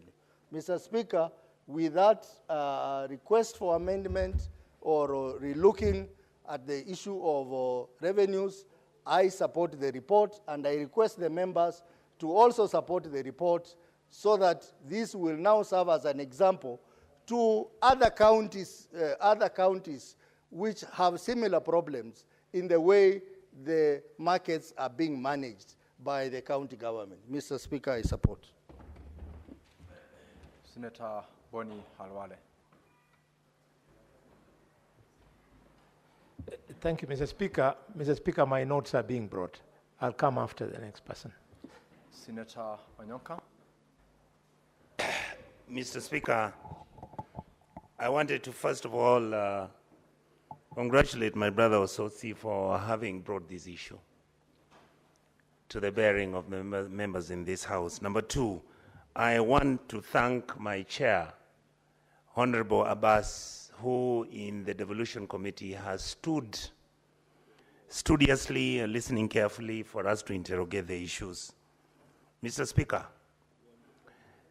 what I wanted to mention is that, and in this case, I want to plead to Kenyans and most probably to members of this House, because Honorable Halwale, this House is the last line of defense for devolution in this republic.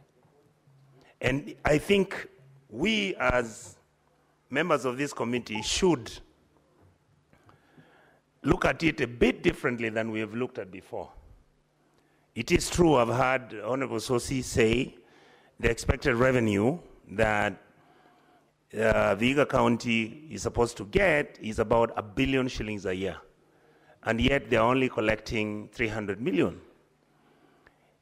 Mr. Speaker, if you check, the recent one that I checked out was Kiambu County, where the governor, through some miracles, has actually for the first time, from collectible revenue, which was 1.1 billion, he has hit 6.2 billion.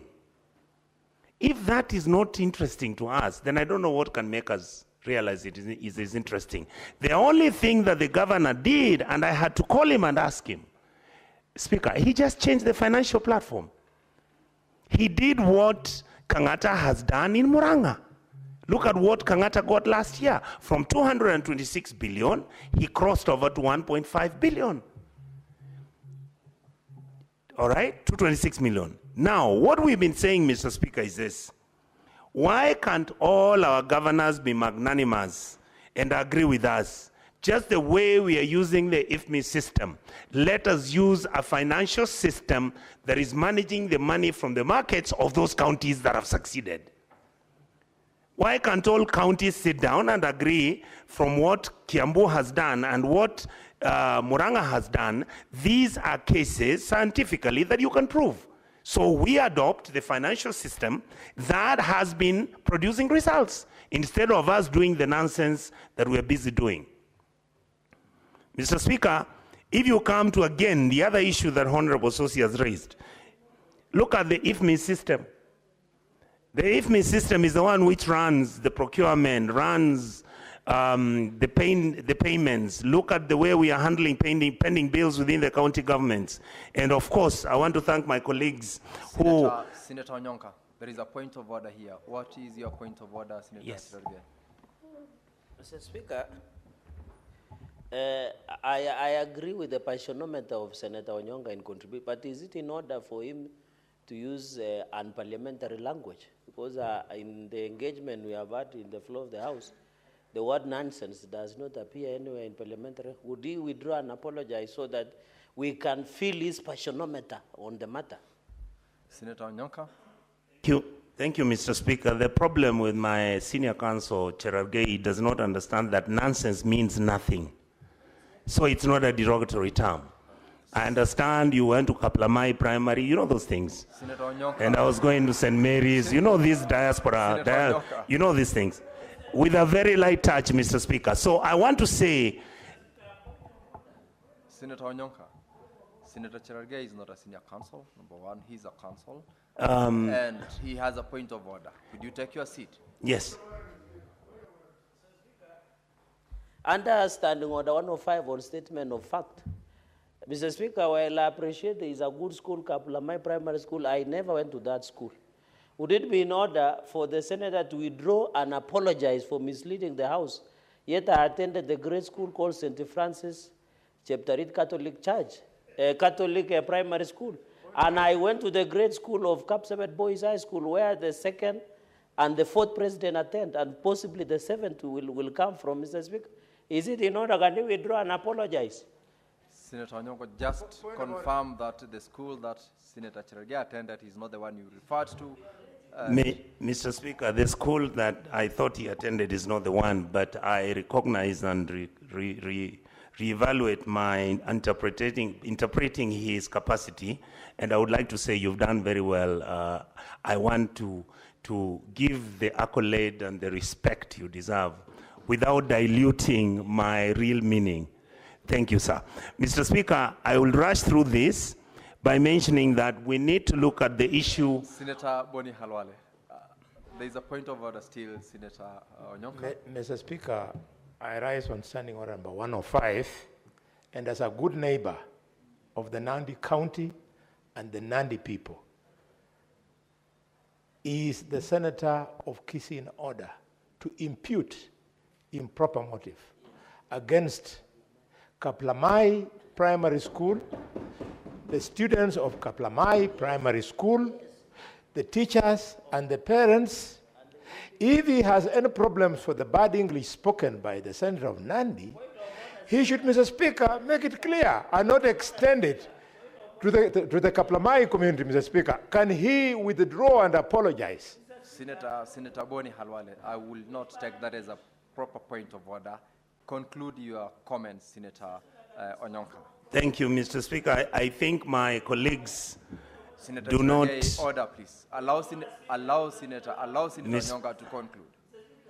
Allow Senator Onyonka to conclude. Proceed, Senator Onyonka.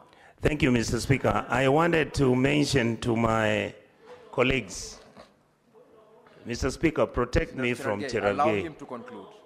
Allow him to conclude. Senator Onyonka, the floor is yours. Thank you, sir. Thank you, Mr. Speaker. They have really destabilized my thinking pattern, but I'll pick up. I wanted to mention that even when we are looking at the weighty issues, Senator Cherargei, you are out of order, and I'm giving you the first one. Senator Onyonka, if you want to conclude, proceed. If you do not want to... I want to conclude and I'll proceed.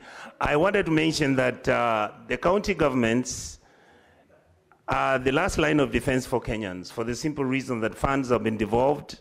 For some of us who've been through this historically, educationally, or whichever ways, trying to understand what the problem for Africa have been. The problem has been resource allocation, resource mobilization, resource misallocation, and wastage within our systems. And therefore, what we have is functional. County governments can work if leadership wants it to work. We are now mismanaging our bursaries. We are now mismanaging our pending bills. We are mismanaging our bursaries that are going to schools and colleges. And although that data is available with the reports that exist within Peak, Park, and Devolution Committee. And Mr. Speaker, the other thing I wanted to tell my colleagues here, if you are able to talk to our governors, we must agree that we are going to have a structure and a financial system that is watertight and is tamper-proof. That is why I completely agree with the government position of bringing in the e-citizen payments. That is a good call, but can you make sure it is end-to-end encrypted, and let us make sure that this e-citizen is being run by the Treasury instead of it being run by a private company. Number two, Mr. Speaker, you notice under the education sector, which goes through ECD centers at the county governments, I can assure you, Mr. Speaker, we don't have a system where we know the number of kids that we have, the schools they're going to, what they are being paid, and all these structures, which are essentially structural in the management of the financials of the county governments, have a problem. One of the issues, I'm sure, Mr. Speaker, you've seen, because you sit in this house, I have constantly argued, all the money I make, KRA knows what it is. All the money that I pay, KRA knows what I pay. All the money that I use, KRA knows where this money is. Why are the county governments refusing to allow the Kenya Revenue Authority to have an interface with a system that they are going to introduce that will run the financials within our county governments? I think, Mr. Speaker, with those few remarks, I really am happy. I accept and recommend the Committee of Devolution, where I sit, that the last maybe point I can raise to the members in this House, Mr. Speaker, without sounding negative or derogatory, can we please get out of this building and go to the villages and see what the money that we allocate is doing? We don't spend enough time at the villages. We are not looking at what is happening in education. We don't know what is happening in agriculture. We don't know what is happening in all these things. And yet we sit here throughout the year. We spend most probably 6 months. And yet I wish that we could actually start moving from county to county, discussing the very important things that are bothering our public, because the public is suffering a lot. Mr. Speaker, what I noticed, and this is the last comment I'll make, every place we have visited, whether it is Turkana, whether it's Mandera, whether it is Wajir, whether it is Kakamega, all the areas that we have visited as various committees of this House. Next time we went there, there was an improvement. So the general feeling I have is, let members of the committees and members of this Senate we create a program by discussing amongst ourselves so that we can visit these county governments, we visit county employees, we visit the county infrastructure, visit the roads, let's see what is there. That is the only way we can be proactive and we can intervene before everything gets out of hand. With those very many remarks, Mr. Speaker, I want to say I support and I thank you for giving me the opportunity to contribute on this matter. Before I allow Senator Mungatana to speak to this bill, I want to assure the Senator for Nandi that there is nothing called bad English. So what exists is what can hurt. What does not exist, which is the bad English, does not in any way hurt you. And therefore, you should rest assured that there isn't anything harmful to you on that. Senator Mungatana Danson.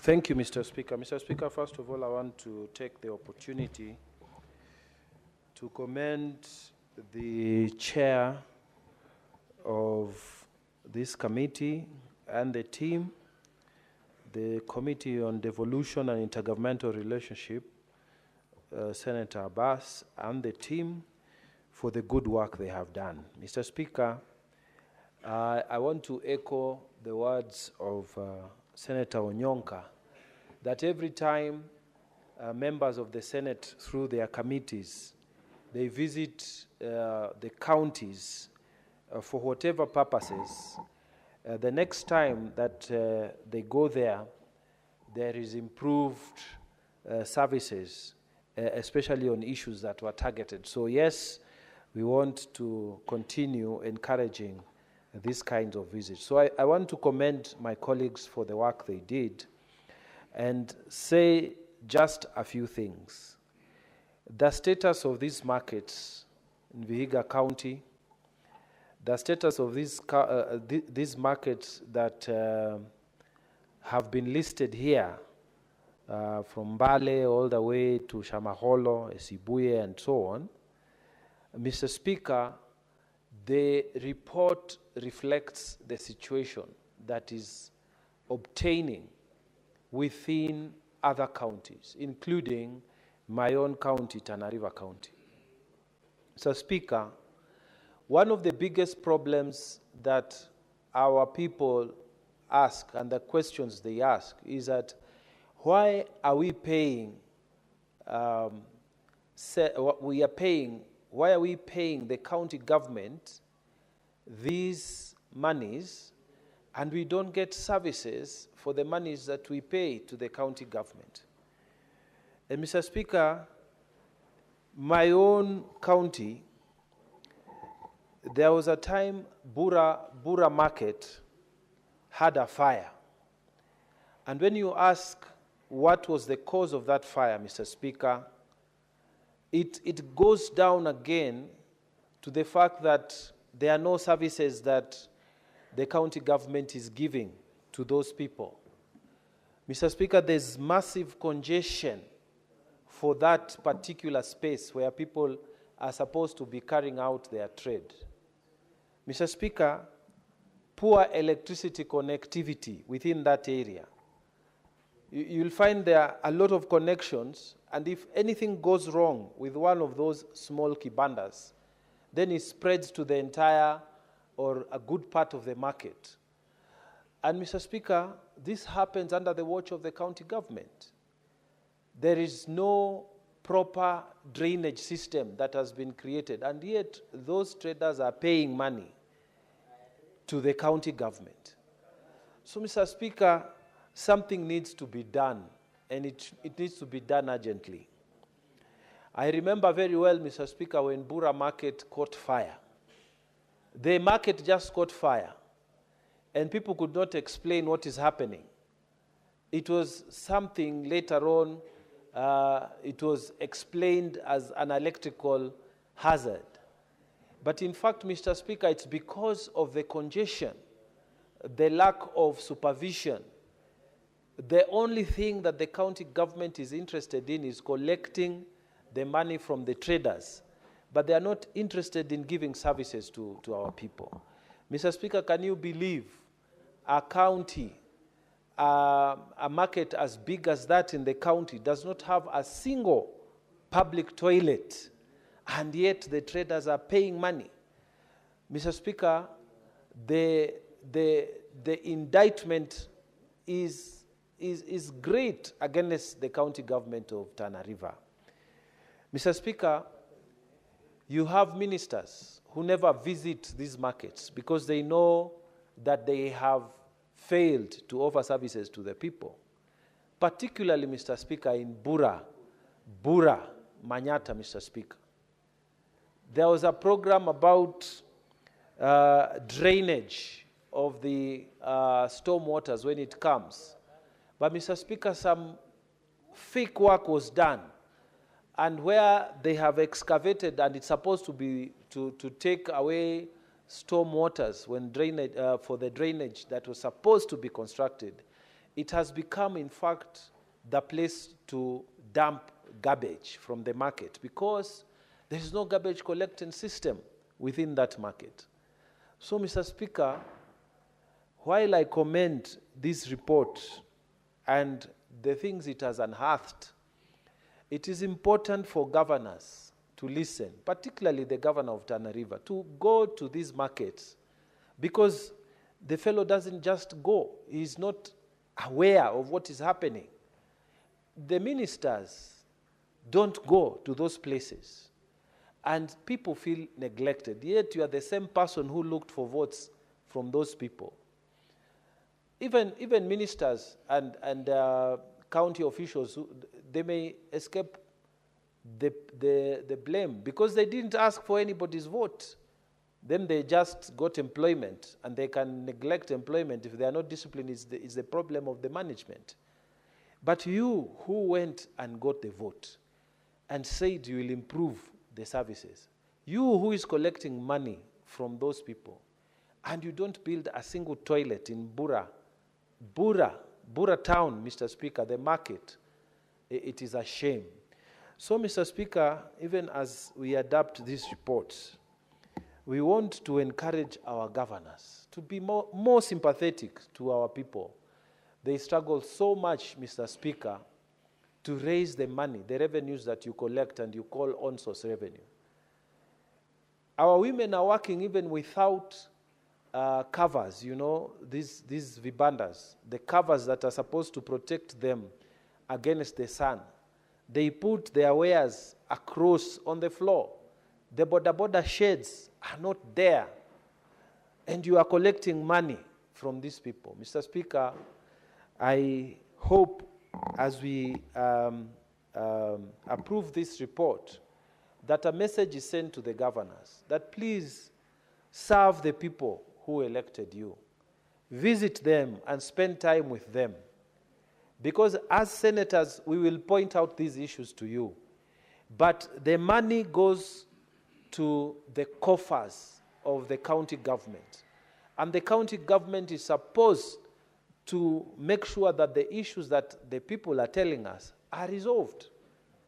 Mr. Speaker, with those very many remarks, Madam Speaker, I beg to support this report again. Really congratulate the Intergovernmental Relations Devolution Committee for the good work they have done. I thank you, Madam Speaker. Senator Omtata. Thank you, Madam Speaker, for the opportunity to address this august House. I stand to support the two reports on the state of the markets in Bungoma and in Vihiga counties. The reports are an expose of the sorry nature of things that are happening on the ground. And when I read through these reports, I see a replica of what is happening in my own county of Busia. It's really unbelievable that we have got these big markets and hardly any services being rendered by the county government. You even go to big markets like Malaba in Busia, and the last time I checked, there was no public toilet. no public toilets. So people have to go and look for private facilities to help themselves out. Madam Speaker, markets are one of the core functions of county governments. And markets are supposed to be major revenue sources for the county, our devolved unit systems of government. But when you look at what is going on across the board, not just in Vihiga and Bungoma, or in Busia, or in Kakamega, or in Tana Rivers, the distinguished senator who has spoken before me has said, you find that they are largely neglected. We look at the world today, and we keep on saying that the way forward is trade. And how are we going to have trade if we are not having trade in areas which are properly governed, properly managed, and some which can secure even the quality of the items that people buy? Some markets are extremely dirty, unfit for human occupation. And I'm not talking about, if you just go to a few kilometers from Parliament here, down in Marikiti, down wherever, you find the markets are so dirty. You wonder what the county governments are doing, yet they collect a lot of revenue from there. Why they can't reinvest, I don't understand. On-source revenue from these markets is opaque. We can't know what is going on. And you'll find that the declarations, as Senator Osoti has put it, are hardly clear. They don't make logic. Like the figures that are shown from his own Vihiga County. The figures don't add up. And yet this is happening, and we have got institutions like the anti-corruption, we have institutions like the auditor, what do you call it? The police. We have got an economic crimes unit in the CID. I've never understood why we have left it to civilians, headed by a retired bishop, to deal with economic crimes in this country. Under Article 247, Parliament is empowered to set up a special police unit if it needs to deal with an issue. And I don't think that police unit was supposed to be the Anti-Corruption Commission. The police unit that is supposed to be set up by Parliament has to be under the Inspector General. So this idea that you have got a law enforcement organ out of the Ethics and Anti-Corruption Commission is one of the things we need to look seriously into. First of all, they are very thin, spread thin, they are not there. Like in Busia, they don't even have an office. You have to go to Bungoma to access one. So how do they enforce the law in Busia? Yet you have got a police station almost in every sub-county headquarters. At least you have got a good police station there. So I'm seriously thinking that to deal with these issues of the proliferation of the theft of public funds, we need to go back and look at the Constitution. Look at Article 79. See what the Anti-Corruption Commission has been set up to do. It is supposed to enforce Chapter 6. Chapter 6 has got nothing to do with crime fighting. Chapter 6 is to enforce a code of conduct. Chapter 6 is a code of conduct. The EACC is supposed to enforce that code of conduct. We go back to the Economic Crimes Act of 2003, I think, where before the Constitution was, the current Constitution was created and put into force, we had nobody that had been appointed to be fighting corruption.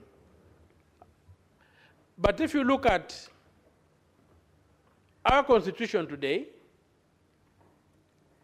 matters crime are exclusively to be dealt with by the police. When you go to the CID, they've got a whole department on economic crimes. So the question is, why are we letting the EACC cover up for these people who are messing up? The EACC has no capacity to begin with. There are very few people. Secondly, there are civilians headed by a retired bishop.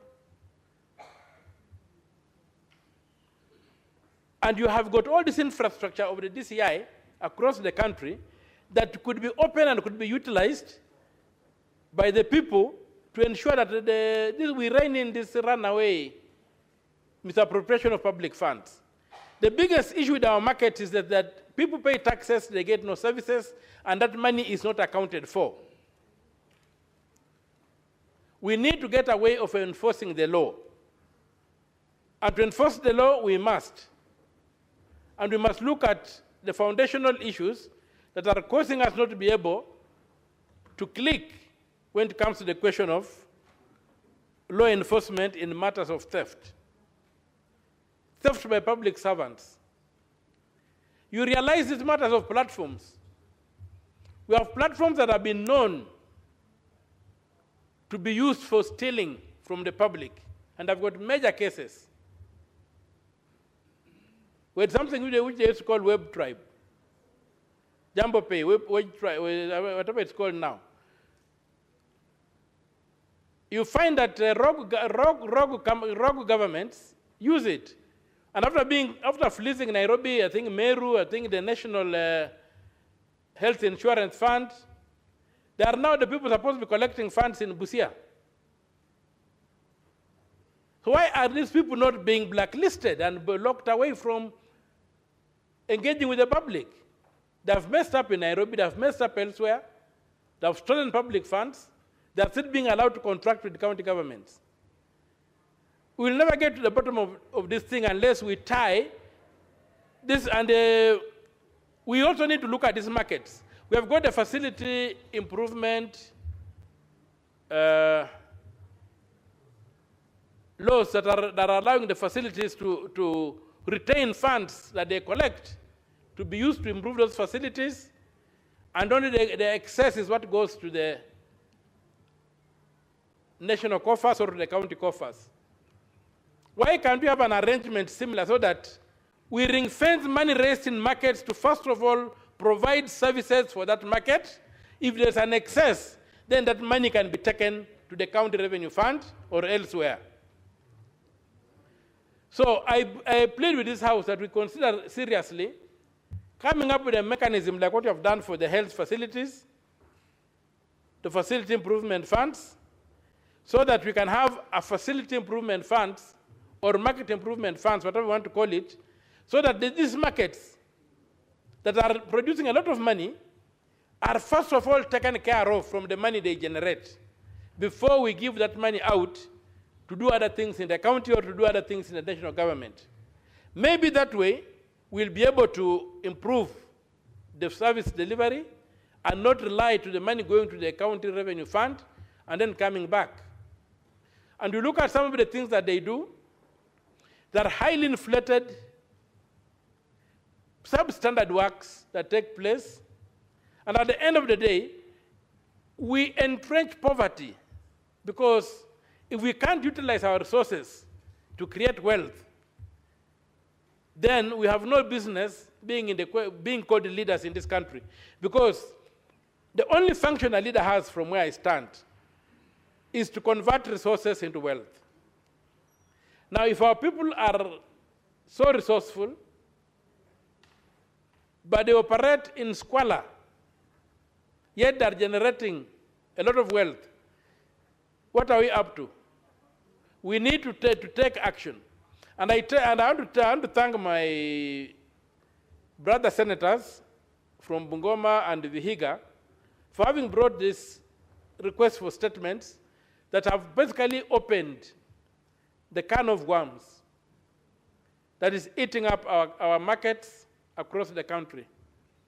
The other thing about markets is that the national government has taken over the function of building markets from the county governments. There's a lot of money coming in from the national governments to go and build markets. Why can that money be channeled through proper lines so that we can know that this money was budgeted for? either as additional grants or whatever it is they are giving to the counties, and then we know clearly what has happened. You just hear that a county, a market is being put up somewhere by the national government. So many hundreds of millions of shillings are being utilized. A contractor is being sent on the ground to begin implementing projects. You don't know how this contractor was funded, was sourced.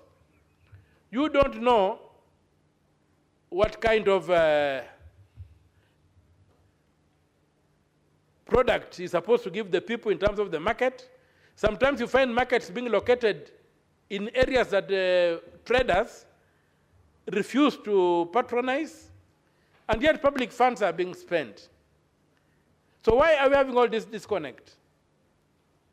I think if the national government wants to assist the county governments, they do so through the normal structures, not in an episodic manner, whereby allocations are being made on the basis of friendship or on the basis of proximity to the president.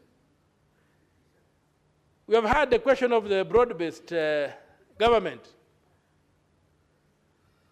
When you look at when you ask for the justification for the broad-based government, you are told that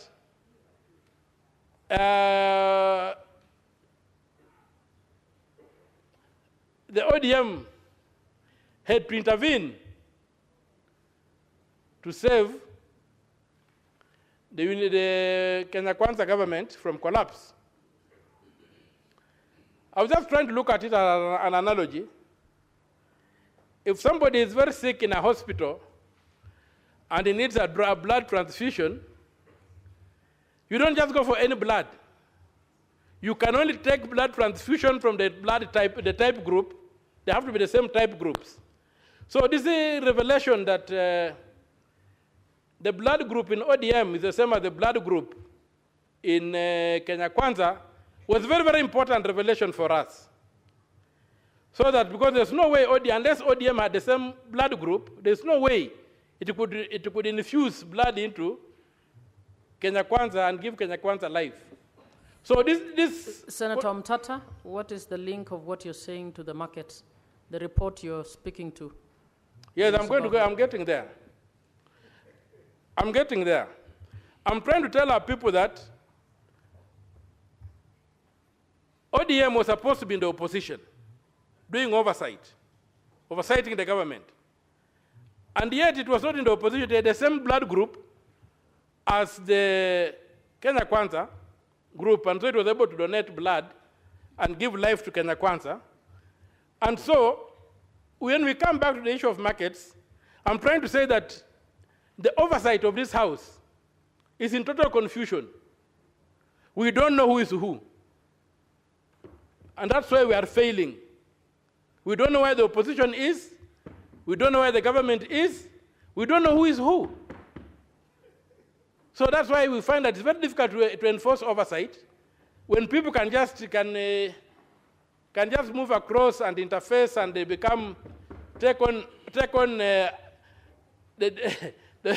they become the mirror images of each other that way. So I bring that thing of the blood transfusion to show you that we do not have, for honest, because if ODM did not have the same blood group as Kenya Kwanza, ODM's entry into Kenya Kwanza should have killed Kenya Kwanza.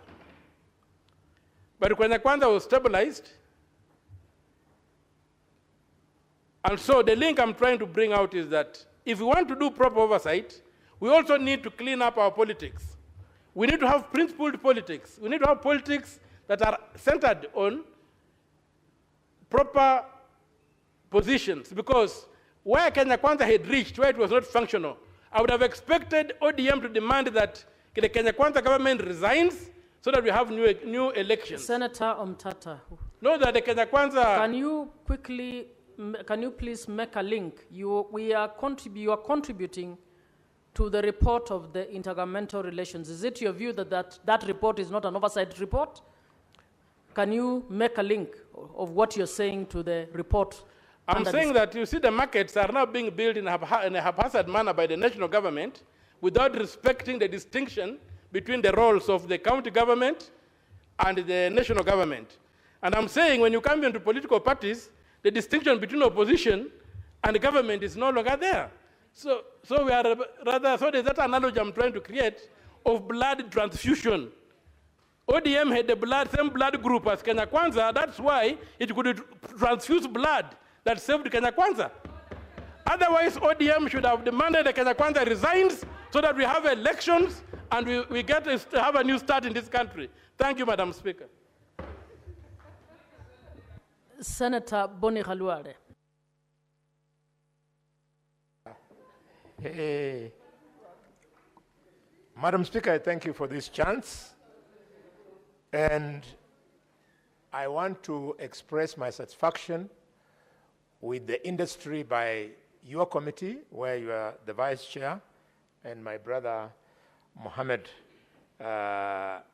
is the chair. Madam Speaker, you will notice that purely by coincidence, the debate today is about markets in Bungoma County and markets in Vihiga. And because markets play a key role in the economies not only of these two counties, but by extension, all the 5 counties of the former Western Province. I therefore want to speak very candidly to the Governor of Trans Nzoia, Bungoma, Kakamega, Vihiga, and Busia, that we are expecting a lot from them. And if the report of this committee on the 2 counties is anything to go by, then they have missed our expectations by miles. Madam Speaker, just in this House, 18.2 billion shillings was afforded for budget in Kakamega County. 15.6 billion for Bungoma County. 9.3 billion for the Trans Nzoia County. 9.2 billion for the Busia County, and 8 billion for the Vihiga County. How on earth, Madam Speaker, could it be that despite all these billions of shillings, when you move across the 5 counties, there is no visibility of development? Senator Osotsi, Senator Wakoli, myself, Senator Chesang, Okiya Omtatah, there is something wrong in our home counties. And if we do not raise our voices, if we pursue this route of us being organized here in Nairobi, that either you belong to the opposition or to the government, or you are part of the misunderstood or ununderstood thing called the broad-based, we will sink even further. We will spend all our working hours, Senator Omtatah, thinking about how nice, how God-sent the broad-based government was, when in actual effect, poverty continues to rise in our backyards. Madam Speaker, when you look at these counties, these billions, and of course, as expected, our share from the 85% that remains at the national government is supposed to open our economy. How do you expect the markets in Vihiga, for example, to be optimally productive if the infrastructure is not opened? Vihiga trades with Kakamega, trades with Nandi. And if you go to come from Kakamega to go and do business in Vihiga, in Jeptul, in Mudete, in Shamahoho, and in Serem, Madam Speaker, it is impossible. Why? Because the national government has been promising our people, election after election, including the election of 2022, that they will fix the road infrastructure.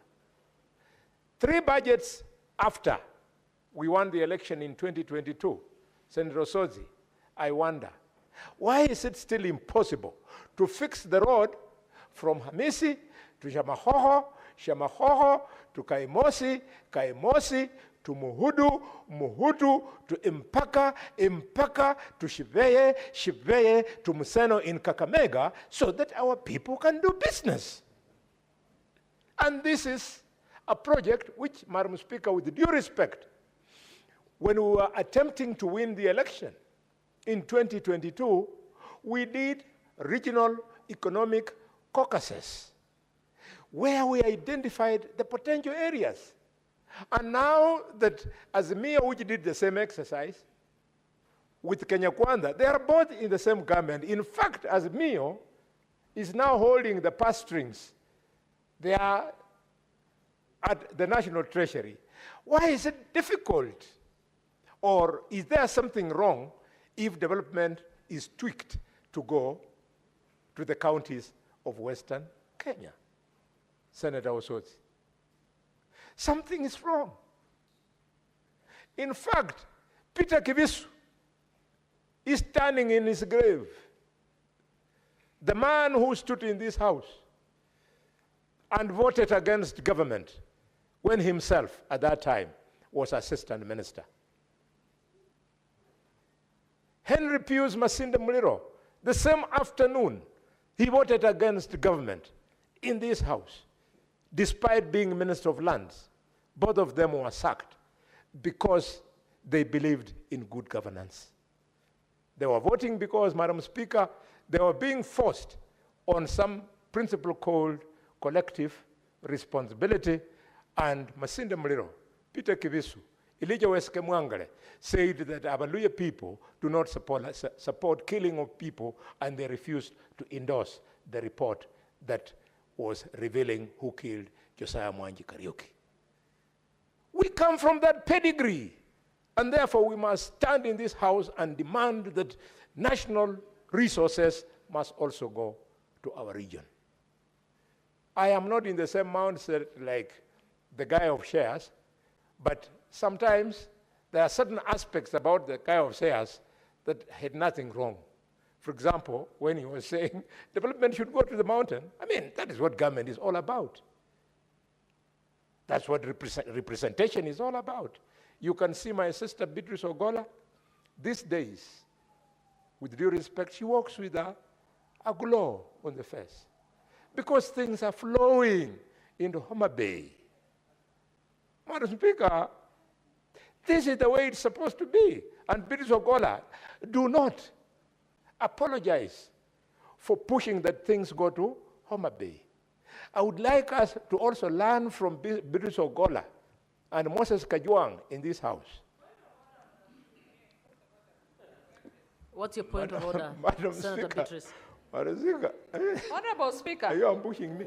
is the majority whip insinuating that Homa Bay does not deserve services from this government? No. Yeah, we are Kenyans. We are county 043. Yes.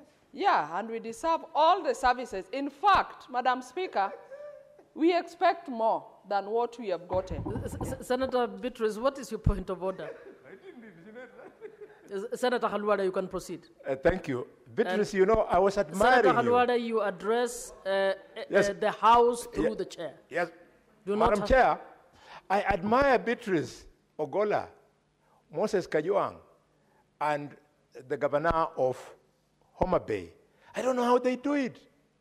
Do you know, in 9 short months, Madam Speaker, they have so admirably managed to convince the national government to put up an infrastructure of water worth 787 million shillings.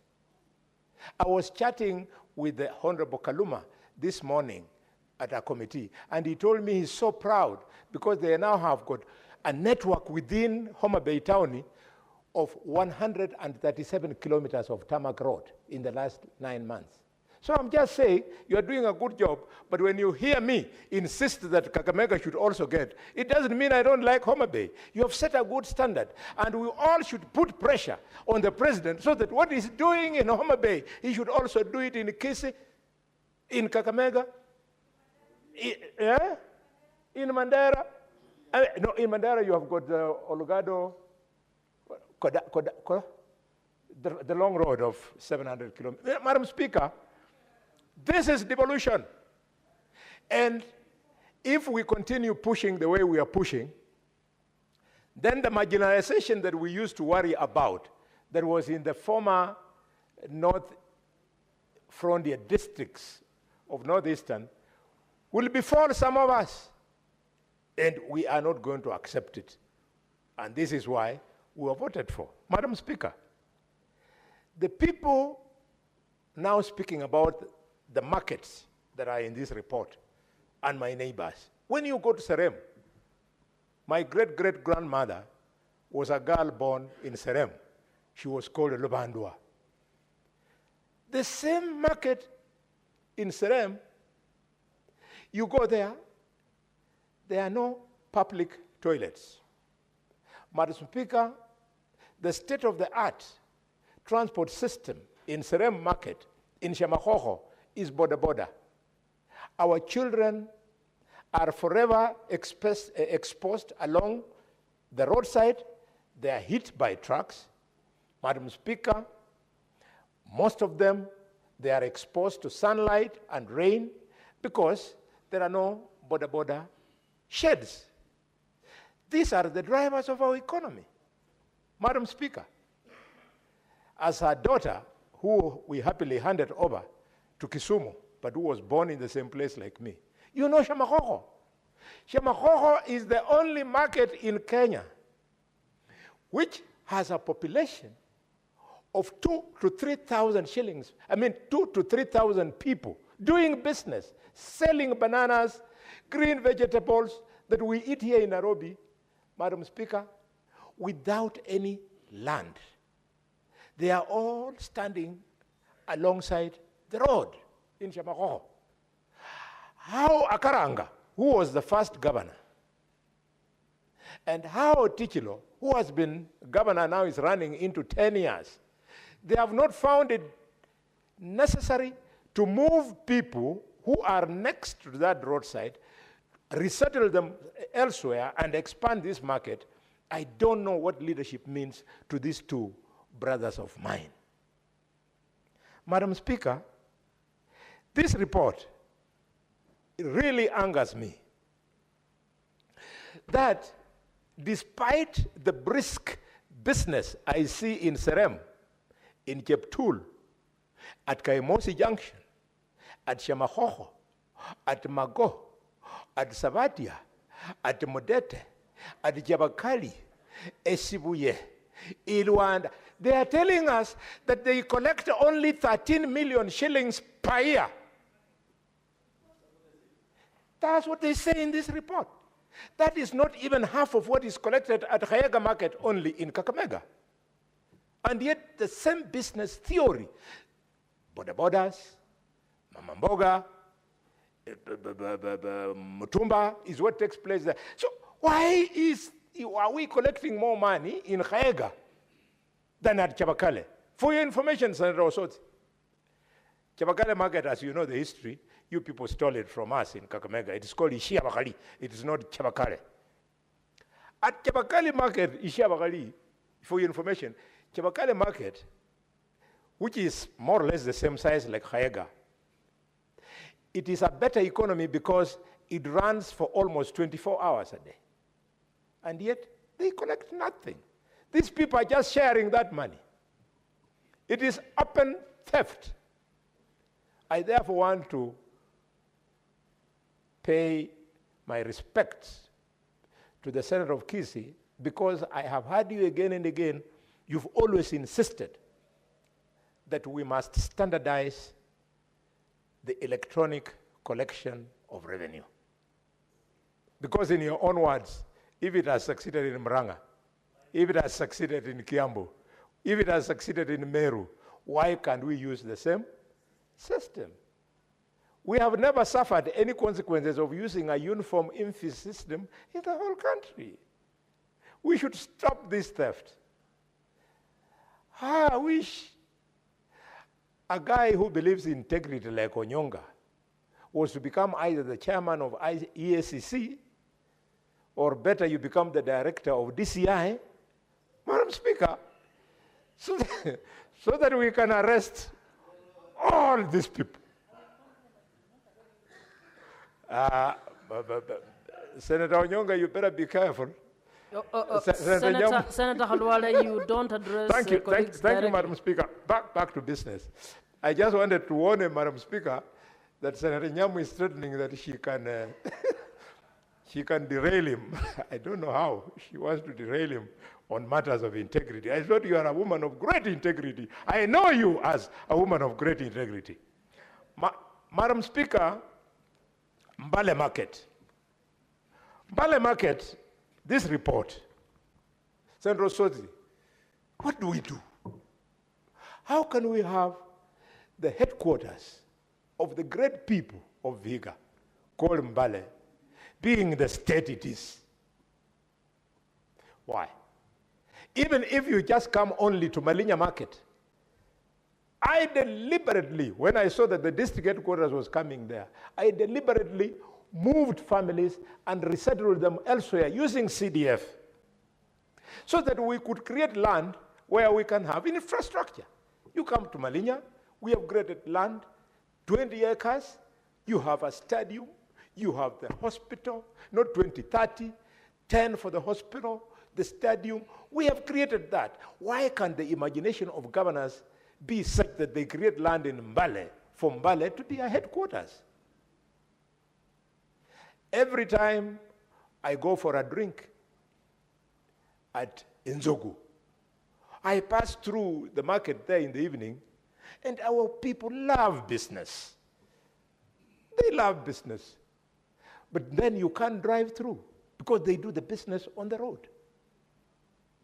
We need to even ensure that the planning department, the city planning department, whether you call it city or town or whatever they call it, should actually be functional so that our people can be given an opportunity to enjoy doing business. I was listening to the former deputy president when he was in the US.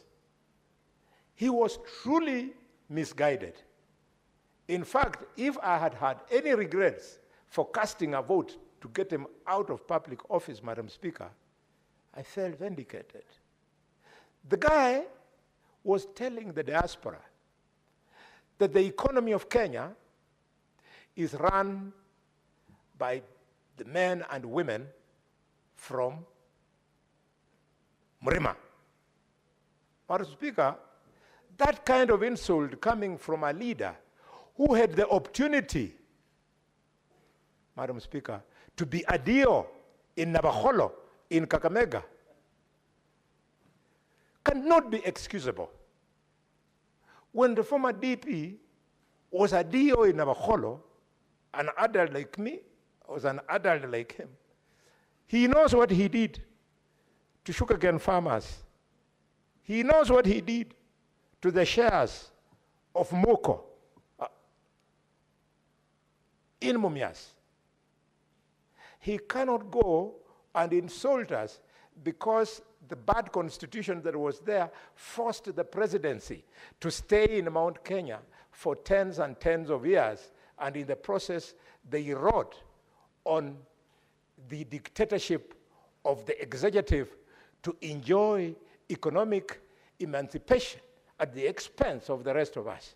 He cannot then vomit on our shoes. I'm surprised that he even dared to field a candidate in Malaba constituency by-election if he detests our people to that extent. You tell people that they don't participate in the economy of the republic and you want to go and win an election in Malaba? Gachagua, party leader of DCP, I wish you good luck in Malaba constituency. A time is coming, and that time is soon. Some people will have to respect us. People cannot be using election in, election out to get votes. And when they come in office, they disrespect us, they economically marginalize us, and Mr. Speaker, Madam Speaker, they attempt to humiliate us. No, we cannot accept. We are men. We are children of women. We are fathers of children. Our expectations in life are the same as everybody's. We do not want any community to be left behind in Kenya. All communities must move at the same pace. I support. Senator Asige, where is she? Senator Ogola, while she comes. Thank you, Madam Speaker. Majority Whip, I never quarreled you. I only confirmed your assertions. Order, Senator Khalwale and Senator Beatrice, you cannot exchange. You only speak through the chair. Contribute, Senator. Thank you, Madam Speaker. Madam Speaker, through your chair, I want to emphasize that the same respect that Senator Khalwale has talked about on their region is the same respect ODM as a party calls for from each one of us. Madam Speaker, there was a reference of a blood group, and I wondered which blood group the Speaker was looking for, because the blood group that has delivered credible achievements in this country also comes from ODM. But Madam Speaker, as I rise to support this, I want to say and to tell all those shareholders that ODM as a party owes you nothing. That we cannot be your friend when you want and be your enemy when we want. ODM as a party has values that we follow, has principles that has kept us, and we will go by that principle and by the leadership of that Senator Ogola, party. please focus on contribution to the report of the devolution and intergovernmental relations. Yes, thank you, Madam Speaker. As I focus on that, Madam Speaker, we also would like to tell every other person that stop your obsession with your reference to our party. Stick to what you like and enjoy your tea where you are. We know where we are coming from as a party, and we know where we are going to, Madam Speaker. Madam Speaker, coming back to this, I want to say that, Madam Speaker, markets are the lifelines of our people and the lifeline of county governments and our people in general, as I've said, Madam Speaker. And I want to support that other than the counties that have been mentioned, every marketplace in this republic, every town, all the urban areas, Madam Speaker, they serve some markets. And that is why I support the initiatives that are going on in the Department of Urban Development, of the Ministry, of the construction of modern markets across the country. All that we are asking for, that this should happen in all the urban centers in this country. Madam Speaker, it is pathetic to see the state of certain markets in this republic. Our people, the business people and business women in this country, deserve to do their businesses with dignity, Madam Speaker. And that's why when you see certain markets being constructed, we support that, and we say that the infrastructure being put in those markets are a key requirement of our people. Madam Speaker, Our people's livelihoods are run across these markets with the businesses that are done. But as I've said, Madam Speaker, our business people require decency. Madam Speaker, when I narrow down, even to where I come from, that is Ndewa constituency, I personally, as somebody coming from that sub-county, would like to see modern markets in most of our urban centers. Kodiera Market was done sometimes back with Her Excellency Governor Wanga when she was a woman rep. It was great then, but Madam Speaker, I feel with the population that is there, all of us are getting to Homa Bay County in the next few days as we go to attend the devolution conference. And I know, Madam Speaker, on your way to Mbita, you have often seen the busy market on the highway as you go to Mbita called Kodiera Market. There are women selling potatoes there. There are few of you, especially the believers of shares, who think that businesses are only a limit to their region. Come to over devolution, Madam Speaker, take a ride to Mbita town. You'll see our women doing thriving businesses, selling potatoes, selling green maize, and all the fresh produce by the road. Governor Wanga constructed a market, but because of the increasing population, Madam Speaker, they have overshoot that market, and I'm looking forward that the government, through this program of modern markets or the economic stimulus, will put a market not only to the Kodiera business people, but even to my ward market referred to as Mirogi. Mirogi, Madam Speaker, is an old center. You have the parish just next to this, or by the center there, and that center serves the schools around the parish center. We have the Mirogi boys, we have the Mirogi girls, we have the Mirogi boarding primary school. Madam Speaker, I'm only telling you that there's a population that is served by that market. But if you go there, Madam Speaker, today, you'll find that our women are selling on the ground, Madam Speaker. And when the rains come, like we've had in the previous weeks, we've had heavy rains in our region. It is so pathetic because we have to purchase fresh vegetables, fresh produce, including tomatoes and onions, but the women are selling on the ground, Madam Speaker. They have to spread some sacks or all manner of paper bags to sell their wares. So, Madam Speaker, I expect that Mirogi will get a modern market soon. We have Magena Market, also thriving market that is in North Kabwoch Ward in Ndewa that deserves a decent market. We have Sikwadi, which is also thriving. We have Ombo, which is the headquarters of the new sub-county that was given in Ndewa, Madam Speaker. We have Pala, which is also has been a very old market in Ndewa constituency. We have Riat. Madam Speaker, Riat is a thriving urban center due to the fact that the sukari industry is also is also there in Riat Center. Sukari industry is doing well.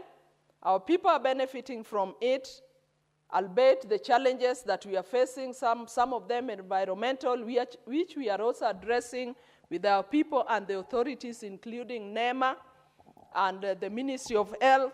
But it has a thriving market that is serving almost 3 wards in that constituency, Madam Speaker. We also have a market, a thriving market on your way, on the highway to Sori Center, which is in Migori County. And all, Madam Speaker, what I'm saying that not only in Ndewa, but all market centers needs to be upgraded. Madam Speaker, as the upgrading of these markets also take place, it is a good thing that markets are constructed for our people because it is a right anyway, Madam Speaker. But there's need to have public participation with the communities and with the business people and with the stakeholders so that these markets are cited. The citing of these markets is done correctly. Madam Speaker, as I'm talking, there's a big market coming up in Ndiwa town. I'm happy if Senator Boni Alwale mentioned the benefits Homa Bay County has had.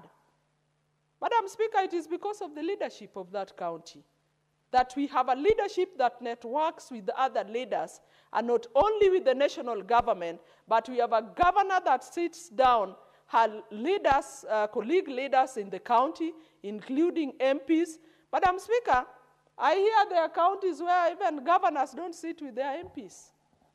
But in Homa Bay County, we have a governor that sits annually, if not bi-monthly, with MPs, the MPs from that county, and the members of the county assembly. What is the essence of this network, Madam Speaker? While I respect she has the mandate to run the county, but she's cognizant of the fact that you need to carry everybody along in leadership. And through that way, the MPs are able to put together, and we are able to harmonize the different priorities and the different needs that we have. Probably I'm telling all other counties that is the reason why we may be doing better than all other, maybe other counties. Madam Speaker, but what I'm saying is that the communities and the business people must be consulted when these markets are done. It is one thing to want a market, Madam Speaker, but it is also another to site it in the right place. Madam Speaker, market is going on, construction of a market is going on in my sub-county in Ndewa. And we are very grateful because I'm looking forward to a situation where all the market women, all the business people we have in my town in Ndewa will have somewhere to do business in dignity. But Madam Speaker, in the process of this, the counties or the governments must also involve people and ensure that the businesses are relocated in an organized way so that as the markets are put in place, the business people have alternative areas of doing their businesses until the markets are complete. Madam Speaker, I'm saying this because if you went to Ndewa town on a Thursday, like just the day after tomorrow, which is a market day and a very busy day, because the relocation was not done well, our women and business people are all over, selling on the roads, selling everywhere, and it is not organized. And Madam Speaker, the other disaster that we could get into, I'm using my town because that is where I live and that is where I know better. You'll find on a Thursday, Madam Speaker, all the business people, all the women are on the road. You can hardly drive in that town on a Thursday. But that is not the worst, Madam Speaker.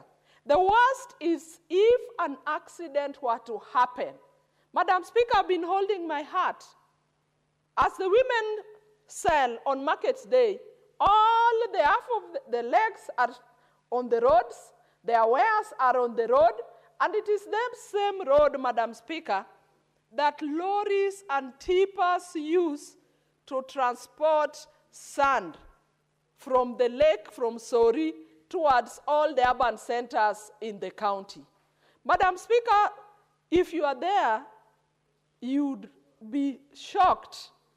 Because if an accident were to happen, Madam Speaker, we would not only lose a few, but it will be a disaster for that town.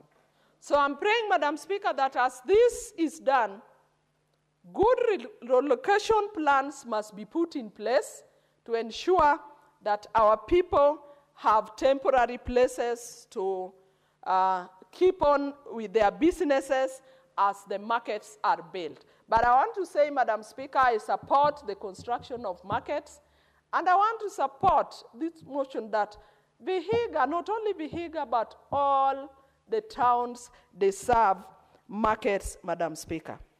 It is a good initiative by the government which must be supported and which must be encouraged, Madam Speaker.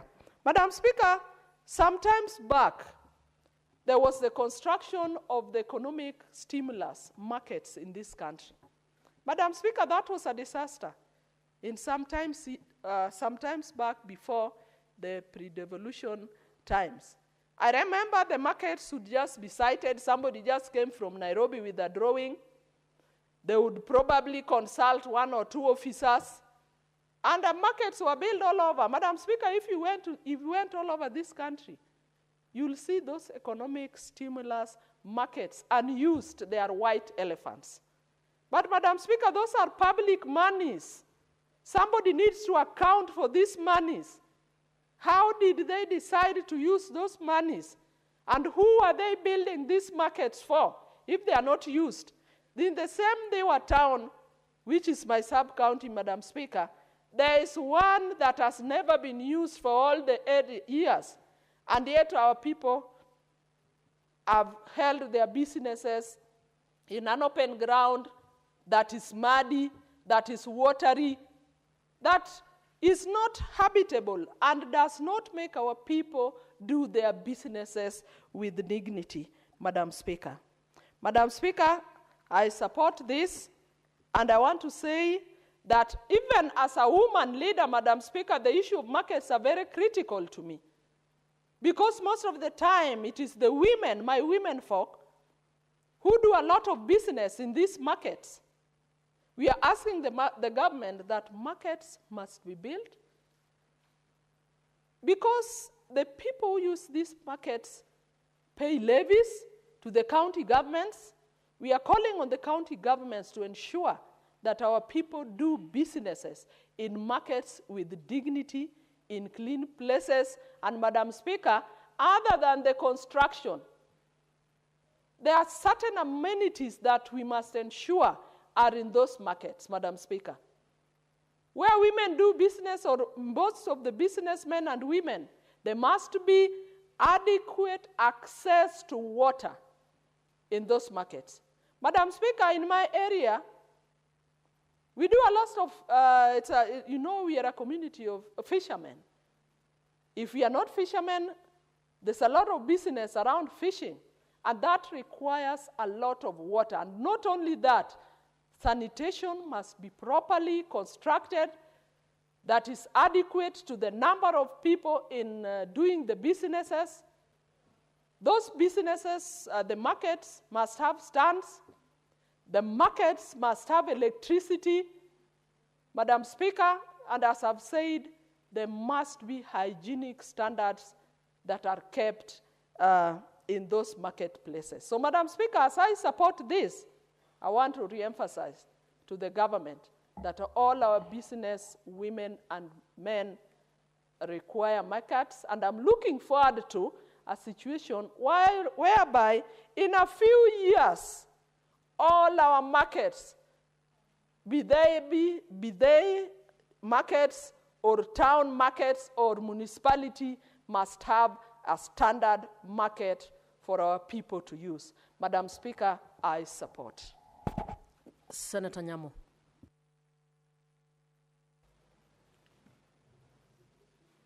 Thank you, Madam Speaker. Markets are the heartbeat of local economies. And it is very surprising that in 2025, we still have women selling their wares on the ground and in sewers and in very terrible conditions. Madam Speaker, this report on the markets in Western Kenya are a reflection of markets all over the country, as my colleagues have demonstrated.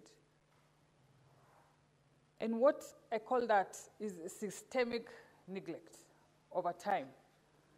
We have markets where we don't have proper drainage, we don't have proper access, we don't have fire extinguishers, and these markets are not just markets. These are pay slips for our fathers. These are livelihoods for our mothers. School fees is paid through these markets, Madam Speaker, because that is where our people have their livelihoods, and that is where they know, Madam Speaker.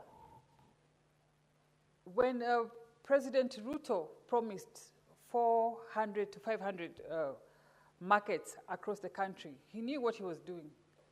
And when he went ahead and allocated money from the housing levy, some Kenyans who do not understand the magnitude and the effect on markets to the economy went ahead and went to court and stopped these projects. We are hoping that we are going to get to the bottom of it, and so that this project can go on, because this project of markets is at the heart of the bottom-up economic model that this government was elected on. I would like to recommend that we have a national policy that gives the minimum standards of markets. How many toilets per traders? How many, all these facilities? We want a minimum standard for the whole of the country. We have, Nairobi, we have markets under construction. When Governor Sakaja was elected, he promised 20 new markets for Nairobi. So far, we have 5, which are complete, and to me, that is a very good step in the right direction. These markets, which include one in Riruta, we have one in Kahawa West, we have one called Jujo in Mihango, another in Karen and Mutwini. They're good stalls, they have drainage, they are modern markets. And we also want to know who is getting allocated. What is the criteria to allocate these markets? Are our mamambogas, who are the organic traders, who are well known, are they the ones who are getting the priority, or is it another political tokenism? We would like that the right people get allocated these markets, because if we duplicate up markets, they are going to lock out and outprice even the mamamboga. We would like them to go to the correct people, and we want them, the county government of Nairobi, to prioritize youth, women, and people living with disability when allocating these markets. I also propose, Madam Speaker, that fire mitigation steps be taken in all markets. We would want the hydrants that are fire extinguishers. We want CCTV in every market. We want proper access roads. And we want garbage collection points across all the markets, Madam Speaker. Madam Speaker, public health is also very key, because these markets, Gikomba, Toy Market, have been hotspots for diarrhea, for typhoid, because the drainage is non-existent. Sewer flowing all the way to the river, like in Gikomba, for example, and particularly. Toy Market since it was demolished, traders are still using makeshift stalls. That's where they're trading in to date. We want our traders given dignity, and they will give back to the economy, Madam Speaker. And with those few remarks, I support. There's no other speaker. The mover can reply.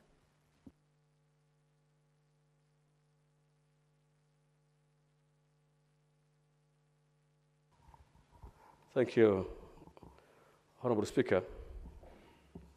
Honorable Speaker, I want to take this opportunity to thank all the members who contributed to this report and adopt the report. Honorable Speaker, honestly, markets in this country are very important. And what we found in the field when we visited those Bungoma, and Vihiga, the markets are actually in the deplorable situation. The counties actually are getting huge resources as the on-source resources. But of course, when you see the markets are just being squeezed in all sides.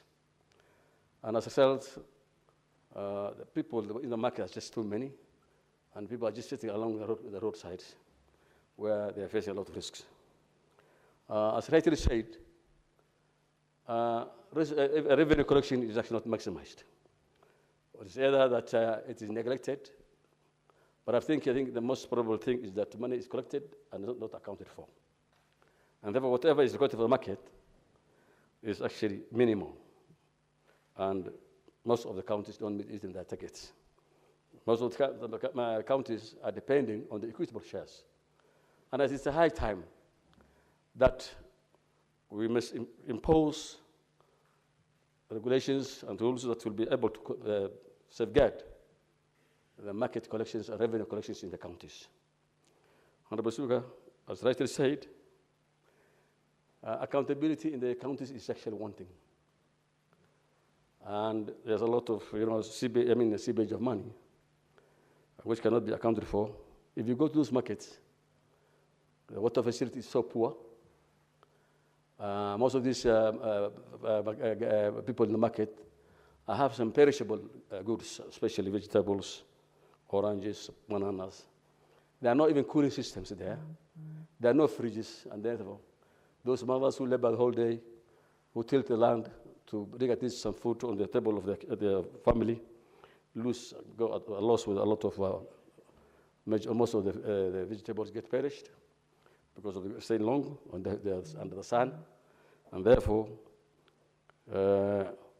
it is actually that we need to do more in the markets, because actually it's one of the greatest source, the major source of revenues in the market,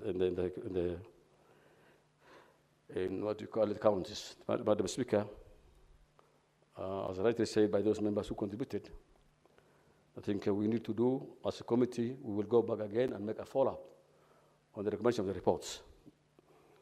Madam Speaker, I think one thing that we need to do, and I want to thank Treasury now, that standardization of revenue collection and utilization of funds is actually very, very important. Because, as I rightly said, Moranga County and Kiambu County have done wonderful to really increase their own source resources.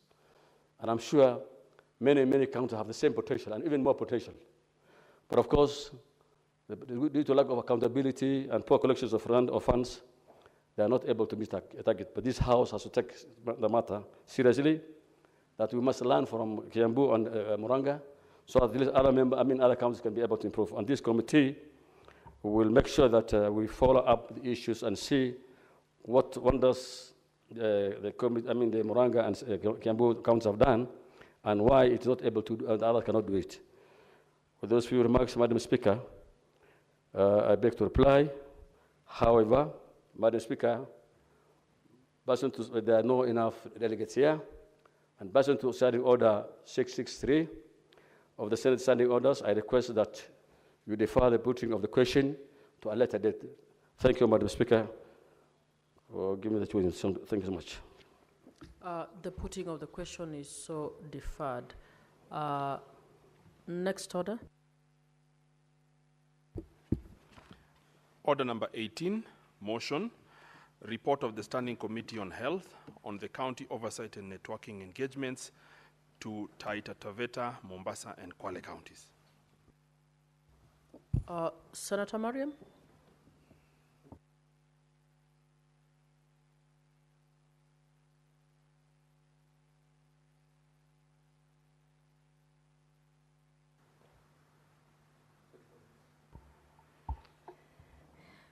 Thank you, Madam Speaker. Madam Speaker, I stand to move the report of the Standing Committee on Health on the County Oversight and Network Engagement on Taita Taveta, Mombasa, and the Kwale County. Madam Speaker, the Committee on Health conducted oversight and network engagement in Taita Taveta and Kwale and Mombasa County on 16th and 21th of June, and the county oversight network engagement was adopted as a model. Senator Mariam, can you move the motion first? Can you move it in the text as appears on the order paper?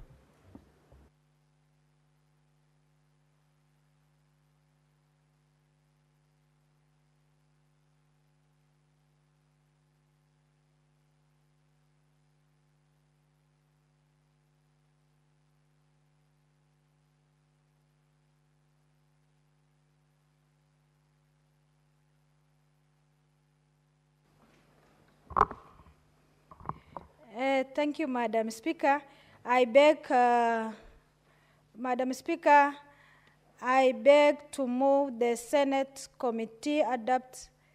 I beg to move the committee, the Senate adopt the report of the Standing Committee on Health on the county oversight and network engagement to Taita Taveta, Mombasa, and Kwale County, laid on the table of the Senate on Thursday, 5th of December 2024.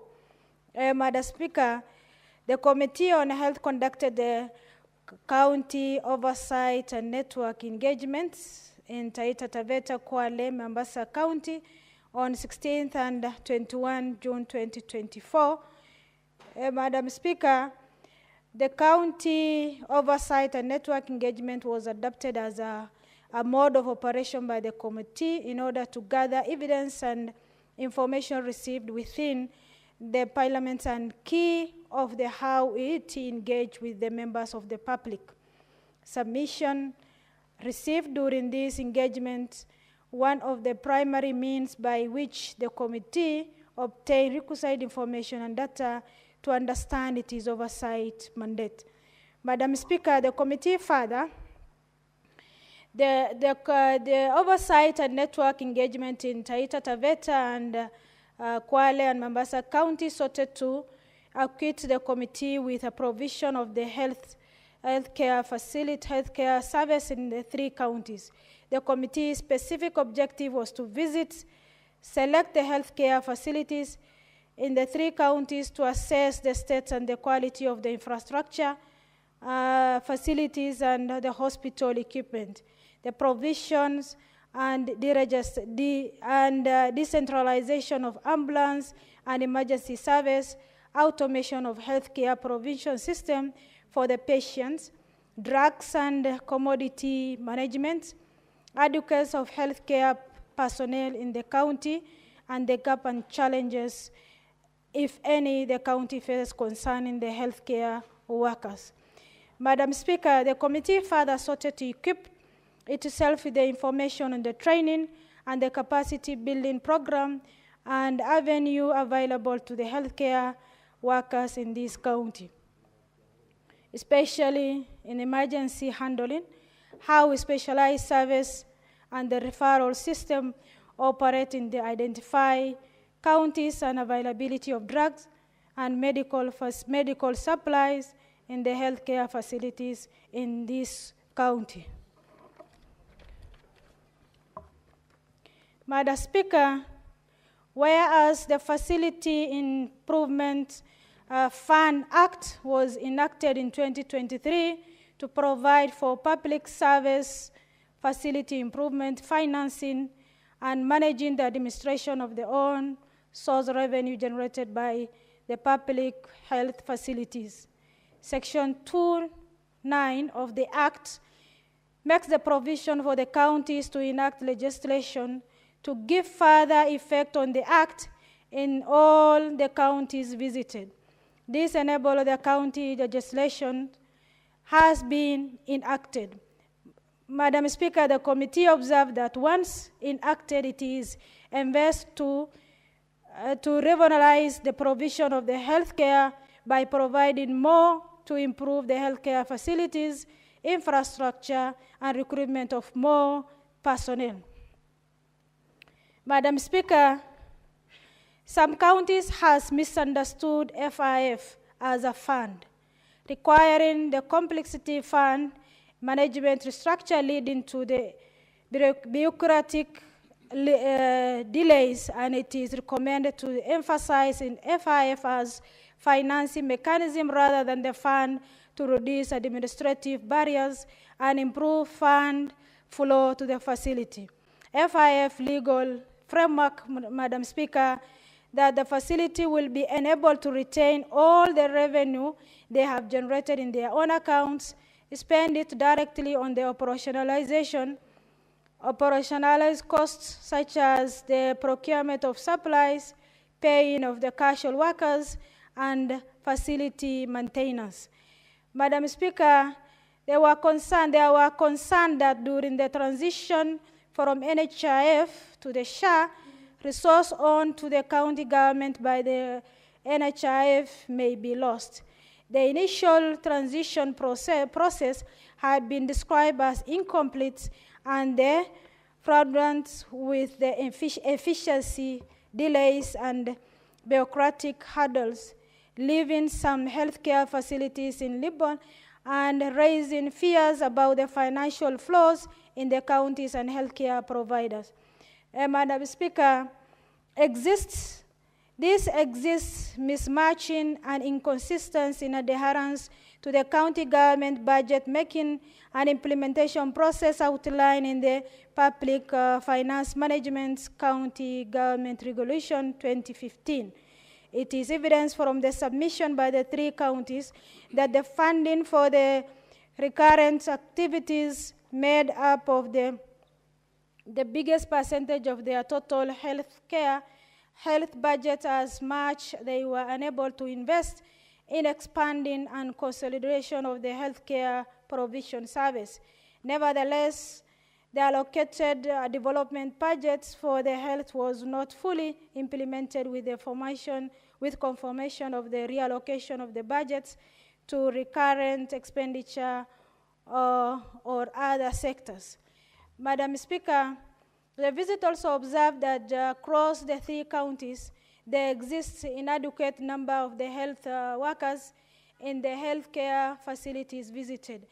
These attributes to the number of the factors that including legislative ceiling on the employment, high cost of remuneration of the care of healthcare workers, natural attributions such as retirement, death, and resignation without replacement, and expansion in the healthcare coverage, especially under the county government. Consequently, this shortage has constrained the county health sector's ability to function efficiency. Madam Speaker, the staff shortage are particularly acute in the primary healthcare facilities, limiting their functionality and increasing the pressure on high-level hospital. The county government employ many qualified healthcare on the short casual contracts, creating job insecurity and prompt turnover. Further, poor working condition, lack of essential tools and equipment, and conducive working environment reduce the job satisfactions and increase of attritions. Inadequate research and inadequate resource affect the effort and ability to invest in service training and capacity building. Further, the County Public Service Board does not replace the staff existing the service through the natural attribution, that is promotion, resignations, and retirement immediately. In Kwale County, one of the staff members at Msambweni County Referral Hospital was promoted and posted to the county headquarters, further worsening the staff shortage at the facility. At the Coast General Teaching and Referral Hospital, the staff attribute because of the resignation was rampant, especially among the experienced and the trained health workers, and the 2 years posted training bond appeared not to discourage staff resignation.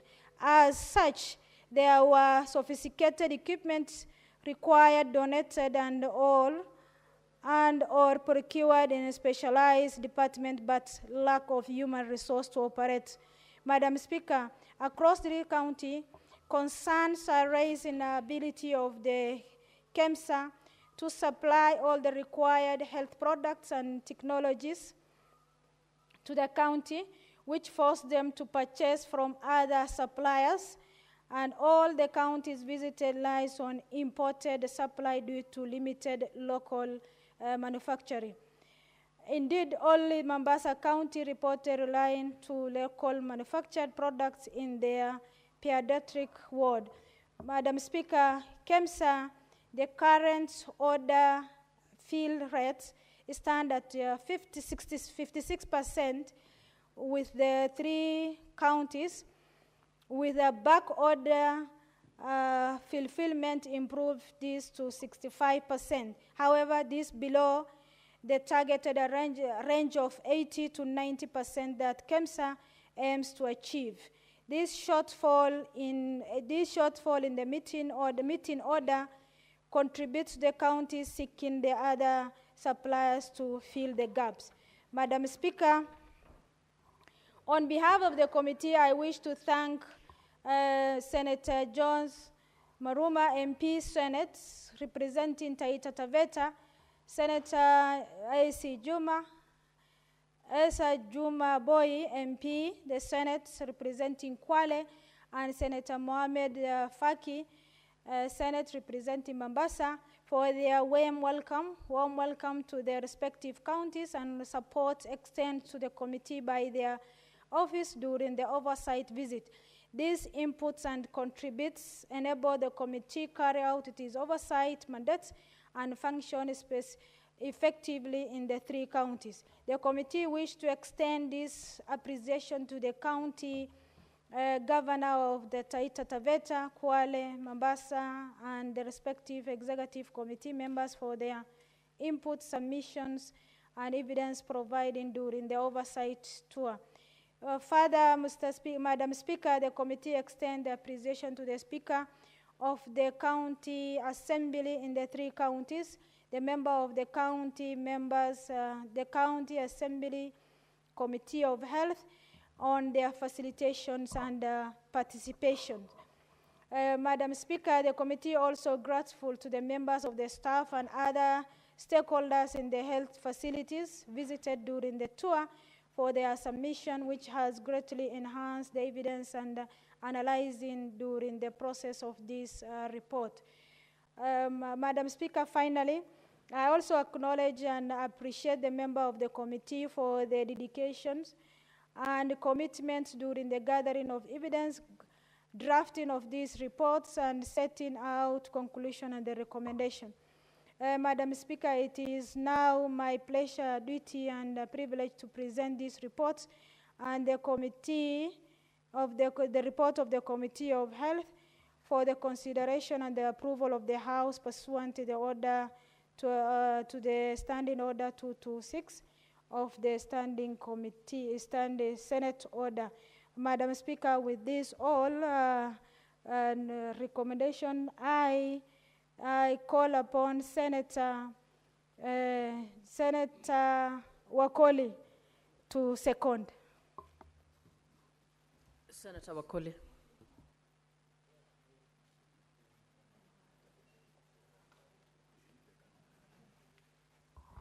Thank you, Honorable Speaker, for this opportunity for me to second this report of the Committee of Health in the counties of Taveta, Mombasa, and Kwale counties, Honorable Speaker, as is evidenced presented by our Vice Chair and the Committee for Health, Honorable Speaker, that these counties, Honorable Speaker, the evidence is glaring that the human resource aspect in these counties, Honorable Speaker, is a big problem.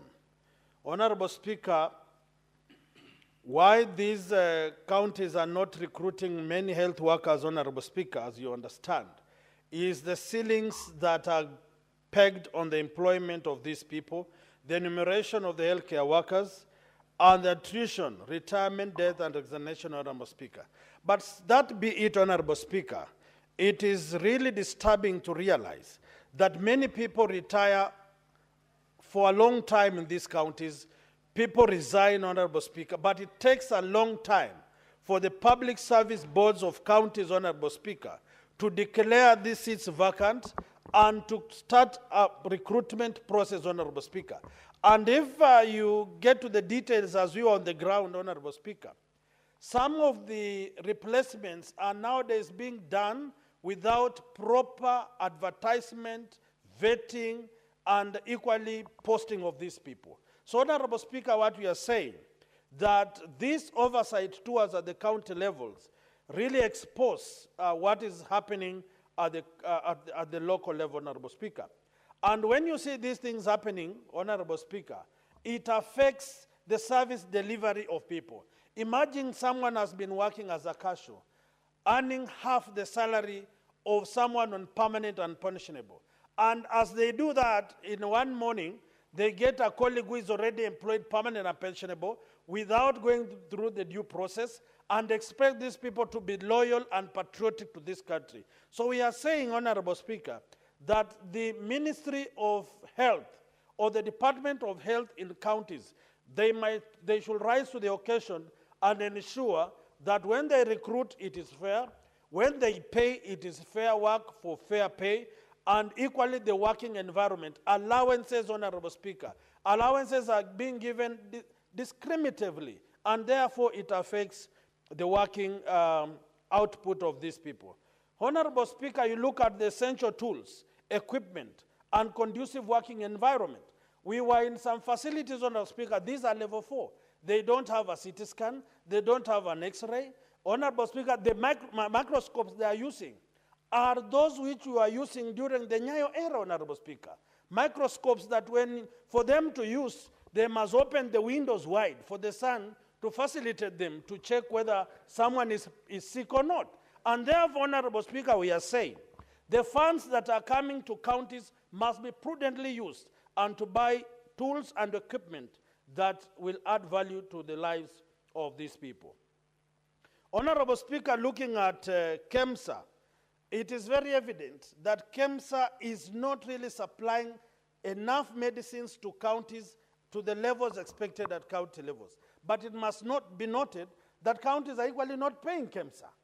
So as much as we want to whip the fox, we must equally whip the hens, because they are conniving to meet at some point where the fox is eating the hen and the owner of both, the fox and the hen, is going at a loss. So we are saying county governments must pay KEMSA, but KEMSA must equally supply medicines enough for the counties to be able to treat its patients. To conclude, Honorable Speaker, on my presentation, I want to recognize and appreciate that the ministries of the Department of Health across these counties have realized that Senate is not here to entertain people or to witch hunt people. They have now realized that when you come to counties, we check if the drugs are okay, if they are expired, if we have incinerators, if the work establishment is fine, if the environment is good for them. We are also discussing, Honorable Speaker, the promotion of health workers in this country. You find doctors who have been working for 10 years without promotion. And no sooner have they recruited a few young people in the system for 2-3 years, they are promoted, and those who have worked for more than 5 years are not promoted. What we are saying, Honorable Speaker, that promotions of health workers must be done based on experience and the amount of time they have worked in those facilities, and not based on who you know, how you know them, and how you expect to know them thereafter. With those few remarks, Honorable Speaker, I beg to second. Thank you, Honorable Speaker. Honorable Speakers, Honorable Senators, I propose the question that the Senate adopts the report of the Standing Committee on Health, on the county oversight and networking engagement to Taita Taveta, Mombasa, and Kwale counties laid on the table of the Senate on Thursday, 5th December 2024. Senator Cherarki.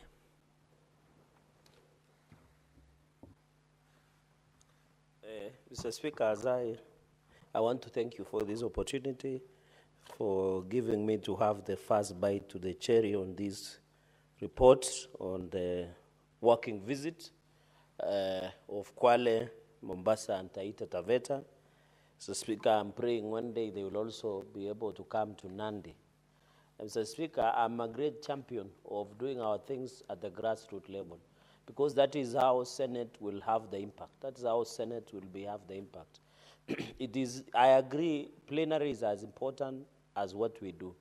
But if our people, Kenyans, wherever they are, to receive value for what we do is to be on the ground, the boots on the ground, and I want to celebrate the Committee of Health, Mr. Speaker, McHugh. They have a number of reports on devolution and intergovernmental committee. I want to thank committee through the Vice Chairperson, Senator Sheikh Omar, for the good job that they have done. This report, Madam Speaker, I'm very impressed. It is so thorough until they were able to tell us number of X-ray machines. They were able to tell us about the issues of oncology machines. They were able to tell us about dialysis machines and many other machines that are used, including imaging machines, and even both infrastructure, Mr. Speaker, because I'll just concentrate on observations and recommendations so that I can yield the floor for other colleagues, is that I'm impressed because they have captured funding, Madam Speaker, funding. They have gone to human resource issues. They have gone to infrastructure. They have gone even to technology in terms of use in dispensing. So anybody who reads these reports, Madam Speaker, will understand that the Health Committee went an extra mile.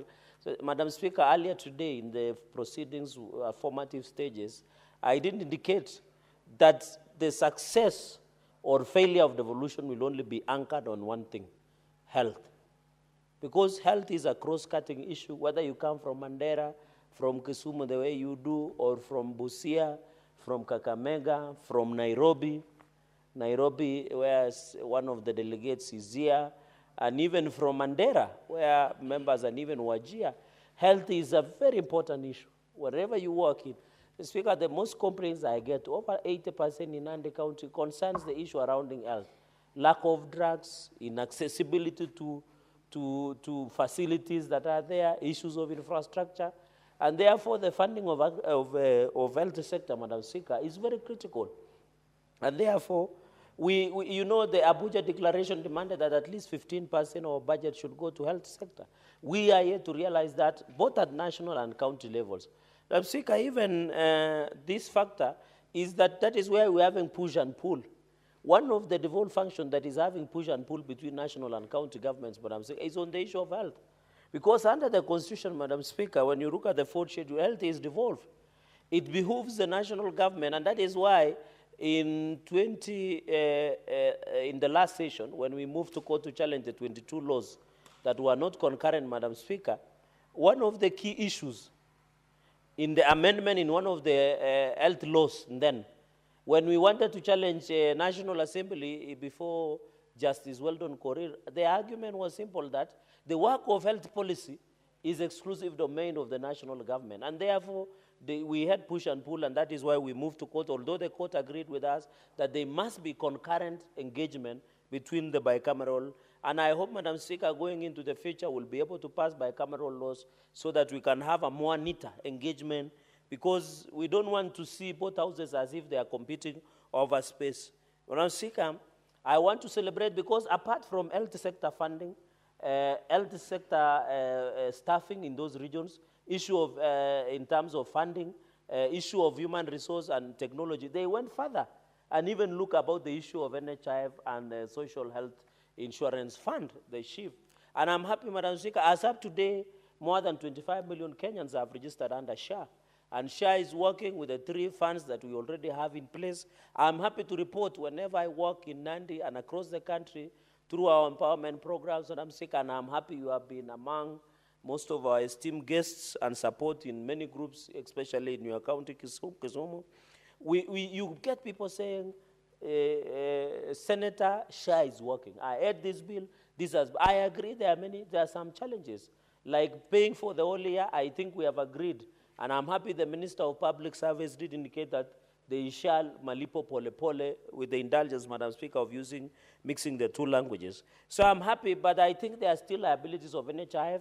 I think the law is very clear that when a new entity comes in, they take over liabilities. So I want to appeal to the Minister of Health, the SHA, to ensure they offset a lot of liabilities, because I see in most of these counties, like disbursement, like Coast General Hospital, EDA being owed 250 million, while Kwale County reported 96 million as liabilities in NHIF. I think the Minister of Health, CS Aden Duale, should seize this matter. And I want to thank the CS of Health, Aden Duale, because you remember, Madam Speaker, there was a normal matter where, in terms of Bachelor of Science in Nursing, in terms of placements, there were 348 interns that had been placed in our hospitals or our facilities without the proper procedure of the law. Madam Speaker, when you look at the public service, human resource policy guidelines on internship and healthcare policy professionals, there is a certain way of engaging interns.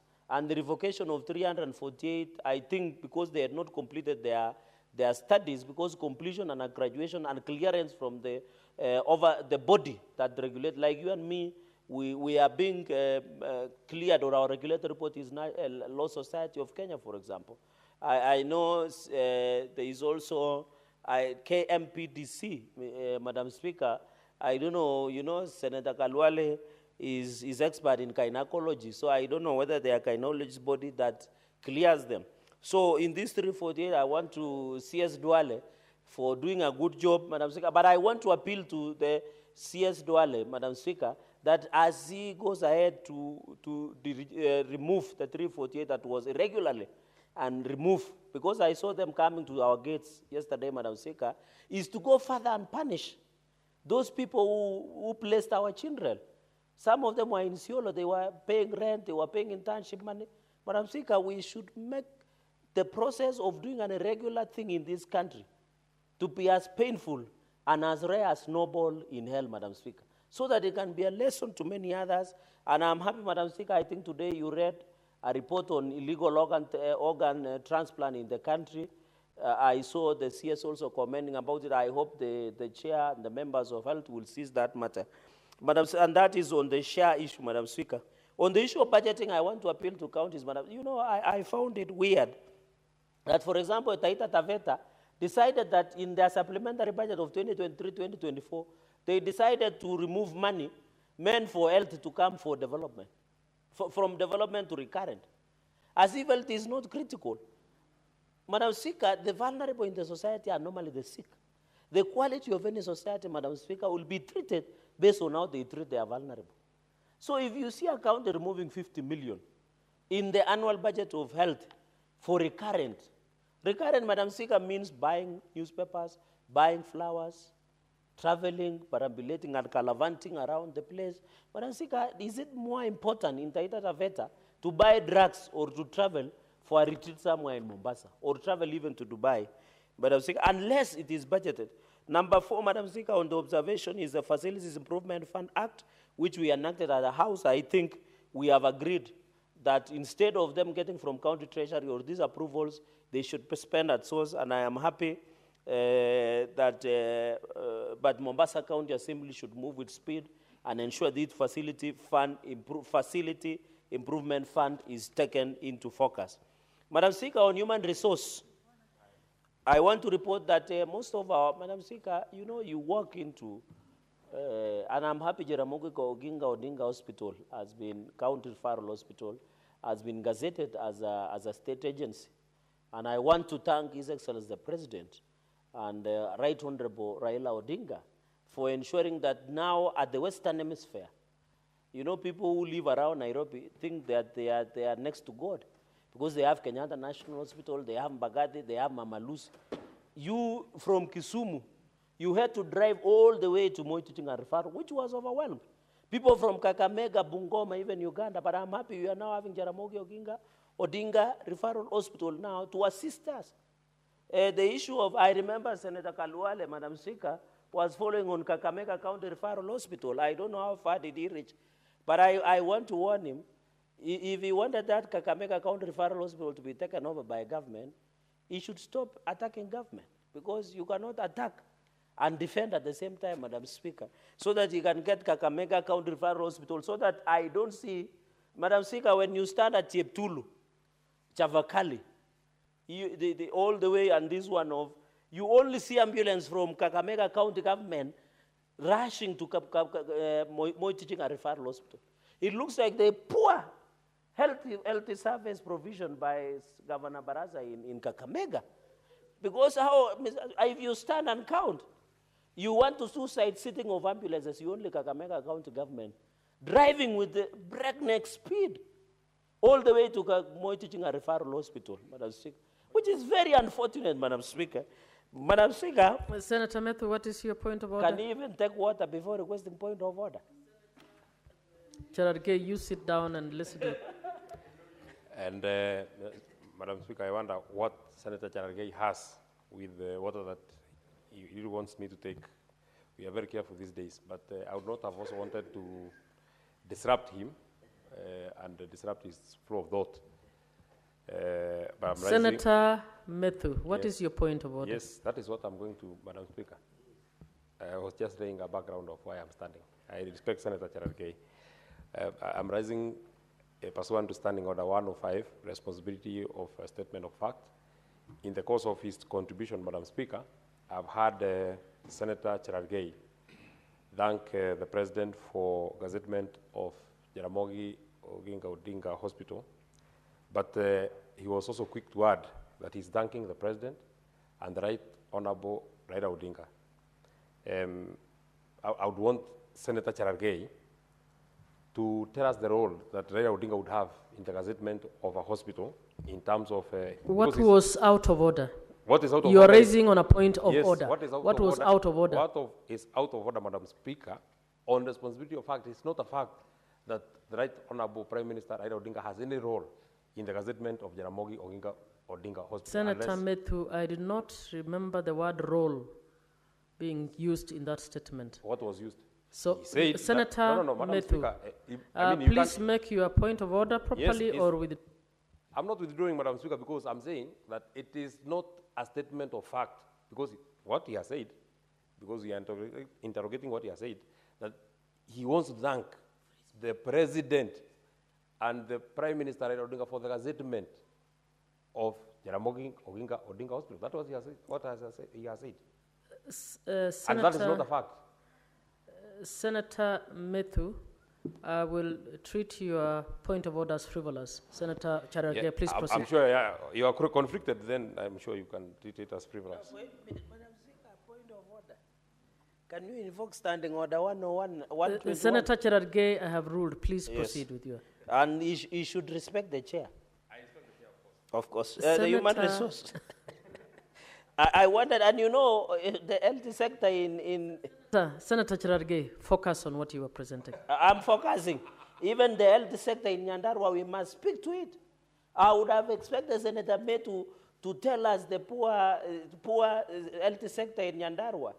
Instead of raising frivolous point of orders. Focus on your presentation. Okay. But I'm saying on the issue of workers, but I'm saying when you visit, and I exited the point that on the western part, that is why we need to thank. We are in broad-based government, and we are not ashamed, and we are not fearful to say we are in broad-based government, led by His Excellency President William Ruto and Dr. Raila Amolo Odinga.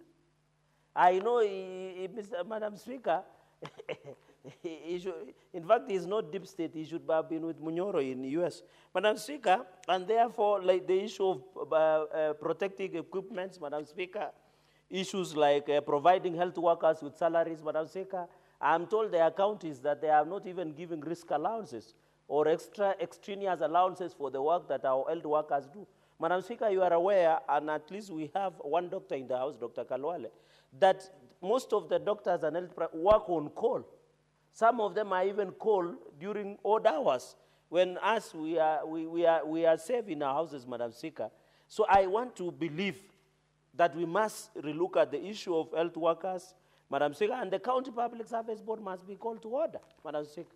And I want to appeal to County Public Service Board, because I have studied public accounts. I don't know why the yellow light is there, and yet the Metu took away my time.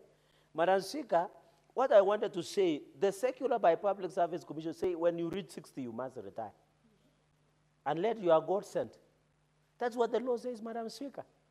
I don't know, in our county public service, I've been in public accounts, Madam Speaker. We have been there with you on some of the occasions, even in committees. The retirement age is 60.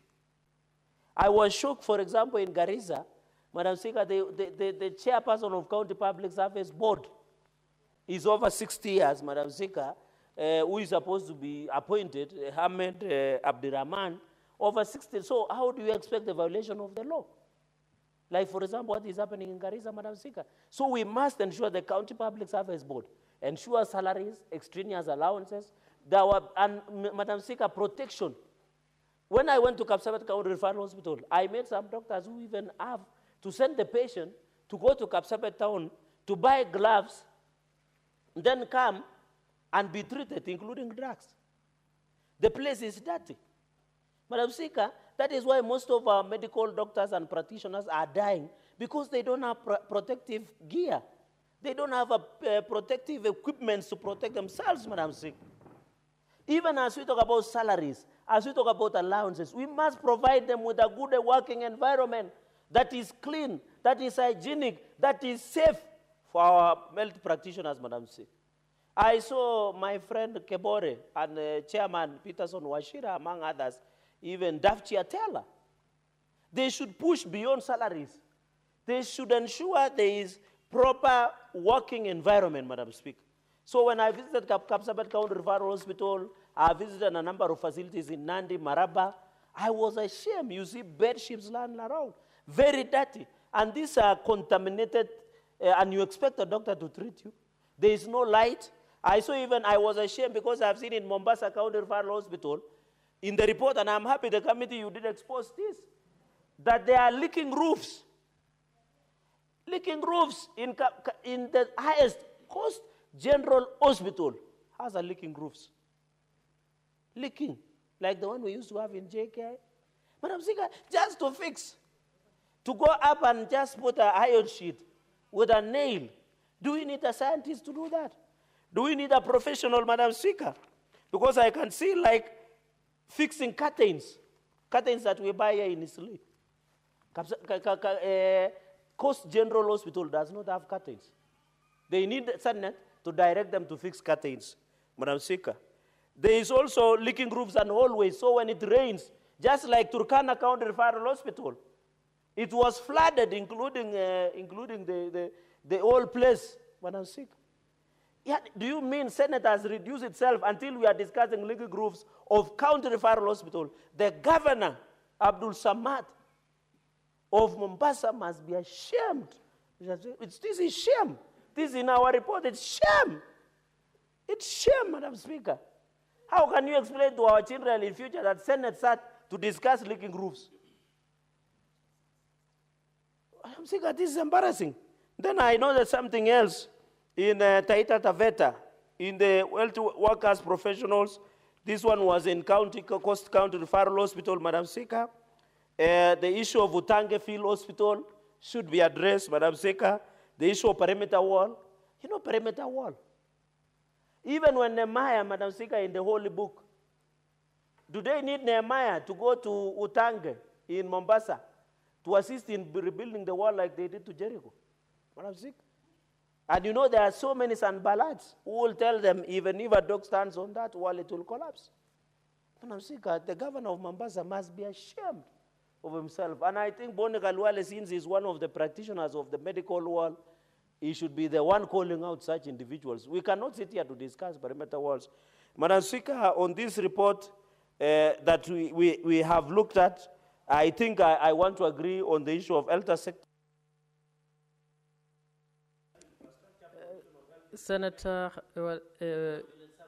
okay, just 30 seconds to finish your sentence. 30 seconds. Okay. Madam Speaker, thank you for that indulgence. I know you will do that because you are my neighbor. Madam Speaker, emergency and ambulance services. In Nandi, for example, there is 1,000 shillings you pay for fuel. Can you believe, Madam Speaker? Can you believe? I come from Nandi, Madam Speaker, with those many remarks, and for convenience of the House, allow me to support this report and let us adopt it for the betterment of our health sector in our counties. I thank you. Honorable Senators, I don't see any other request, so I call upon the mover to reply.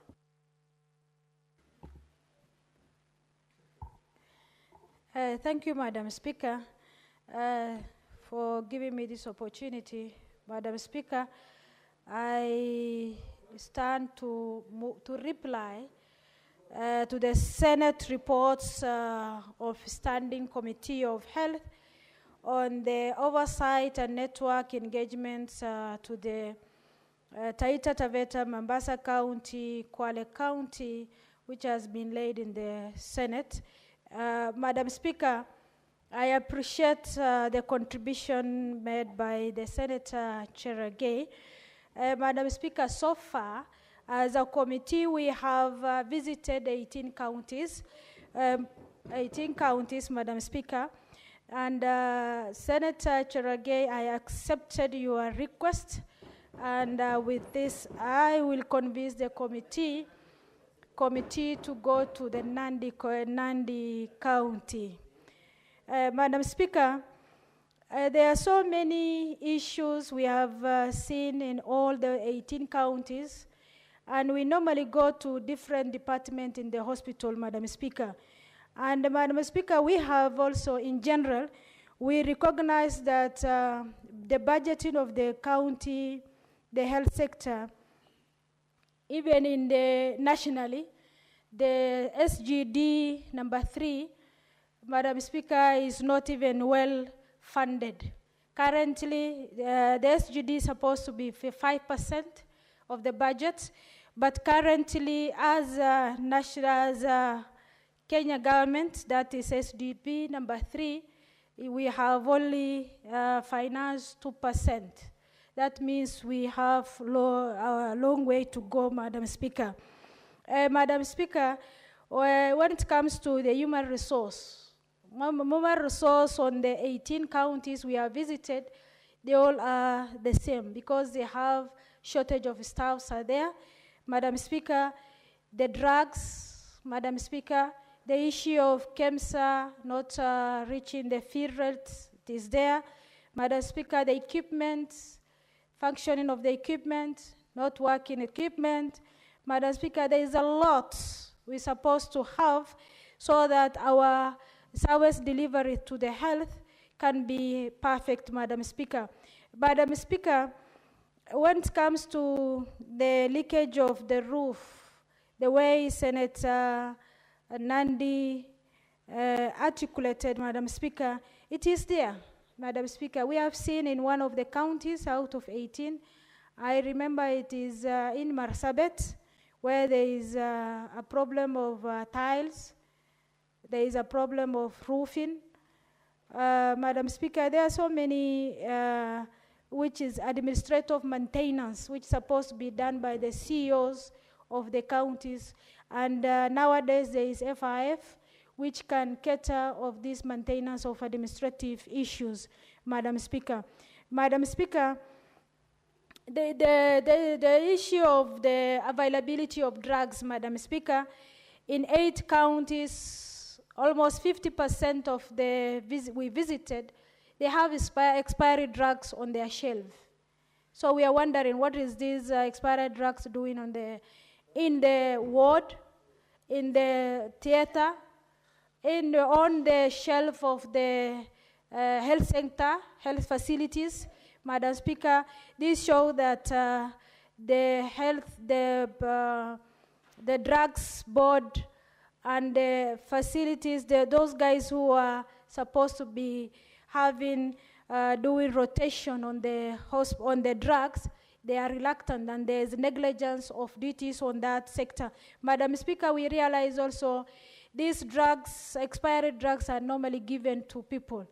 Madam Speaker, this mortality rate which is increasing, out of 1,000, there are 366 women are dying, Madam Speaker. That shows that when they are in their labor room, the bleeding is supposed to be, they are supposed to be given an injection, Madam Speaker. We realize the injection they normally give are expired. So there is not even functioning to cater for stopping of the bleeding, Madam Speaker. So it shows that most of their counties need to pull their socks so that at least the service delivery of the hospital, Madam, is be given a perfect service delivery. Madam Speaker, in some counties, there are some which are stall projects.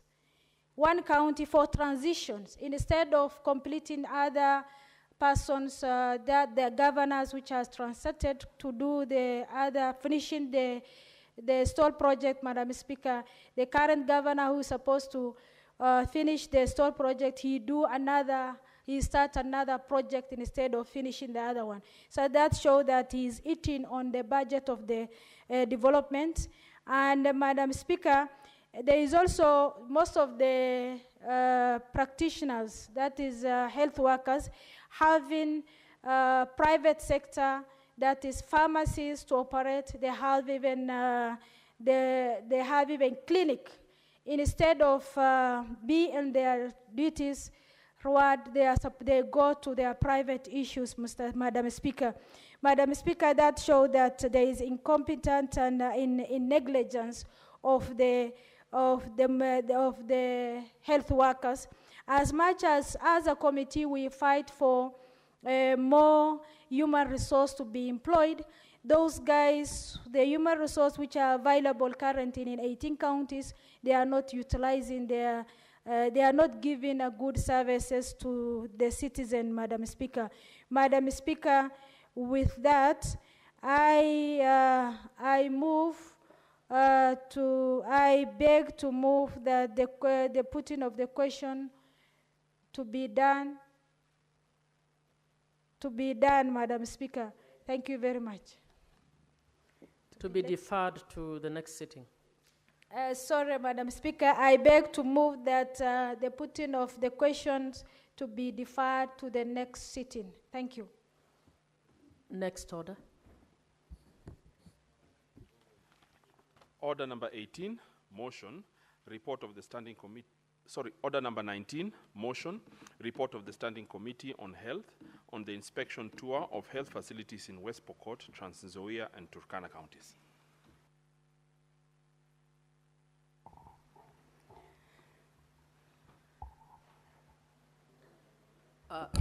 Senator Mariam. Thank you, Madam Speaker. Madam Speaker, I move the report of the Standing Committee on Health on inspections tour of the health facilities in Western Pokot, Trans Nzoia, and Turkana County. Madam Speaker, during the visit of the committee, observed the need of the cooperations and collaboration to ensure that the effective function of the devolution health functions to be strengthened, the oversight over utilization of the resources. Madam Speaker, the committee also observed that the counties had capital incentive, that is the health projects, whose construction has been installed. Madam Speaker, in most of further, there was a need to ensure that the primary health care facilities which has Senator been established and Senator Chirarke, please let's listen to established during the early years of devolution were made operationalization. Madam Speaker, the committee also noted that the health facilities did not have requisite numbers of the healthcare personnel working in the critical department, Madam Speaker, that is maternity, the emergency, specialized care units, and that of various departments in the hospitals are facing with high workload and the staff shortage. Madam Speaker, the committee also observed that the counties to address the law, address the staff morale and motivation raising from the poor terms of services and delaying the payment of salaries and stipend, Madam Speaker. Chronic delays in salary payments, poor remunerations, and challenging the work environment push healthcare workers employed by different county public service board to leave the county service and to seek an opportunity to private sector, Madam Speaker. The committee also observed that the contracts workers frequently receive low wages than the permanent staff despite the performing similar duties, leading to dissatisfactions and unfairness, Madam Speaker. Madam Speaker, the committee also observed that there is a lack of three-phase electricity had to be the counties be unutilized unable to utilize specialized equipment. Madam Speaker, this one we have seen in the Pokot that there is CT scan machines were bought and they are unutilized because of the three-phase electricity. That shows that there is a negligence in the side of the CEO in the county. Madam Speaker, there is also the health facilities in Kenya also lack reliable and sufficient electricity to support the modern medical advance. Madam Speaker, we further note that there was a need for the counties to address low morale among the community health workers arising from failure to pay their stipend in timely manner. And Madam Speaker, the committee found that the poor security measures at most of the facilities observed, including the lack of incomplete fencing, lack of CCTV surveillance system, and posing the security risk to the patients, health workers, and available medical equipment, and this was enable needs to improve the security measures at the county health facility. Madam Speaker, in these CCTV issues, there is one of the Trans Nzoia County hospital where we realized that somebody from outside is attending to the patient. So we follow it up and later recognize that there is no CCTV to follow it as an evidence. Madam Speaker, in the light of the above, further noting that the cross-cutting challenges and the committee recommend that the county, Trans Nzoia and the Western Pocket should ensure the proper security infrastructure, for instance, for training guides and perimeter wall ought to be put in place, and to also to ensure the accountability and on-source revenue and all the revenue collection points in all public health facilities. In collaboration with the respective county public service board, there should be a regular requirement. Madam Speaker, with this report... Honorable Senators, it is now 6:30 p.m., time to adjourn the Senate. The Vice Chair, Health Committee, will have a balance of 54 minutes to move the motion. The Senate therefore stands adjourned until tomorrow, Wednesday, 6th August 2025 at 9:30 a.m.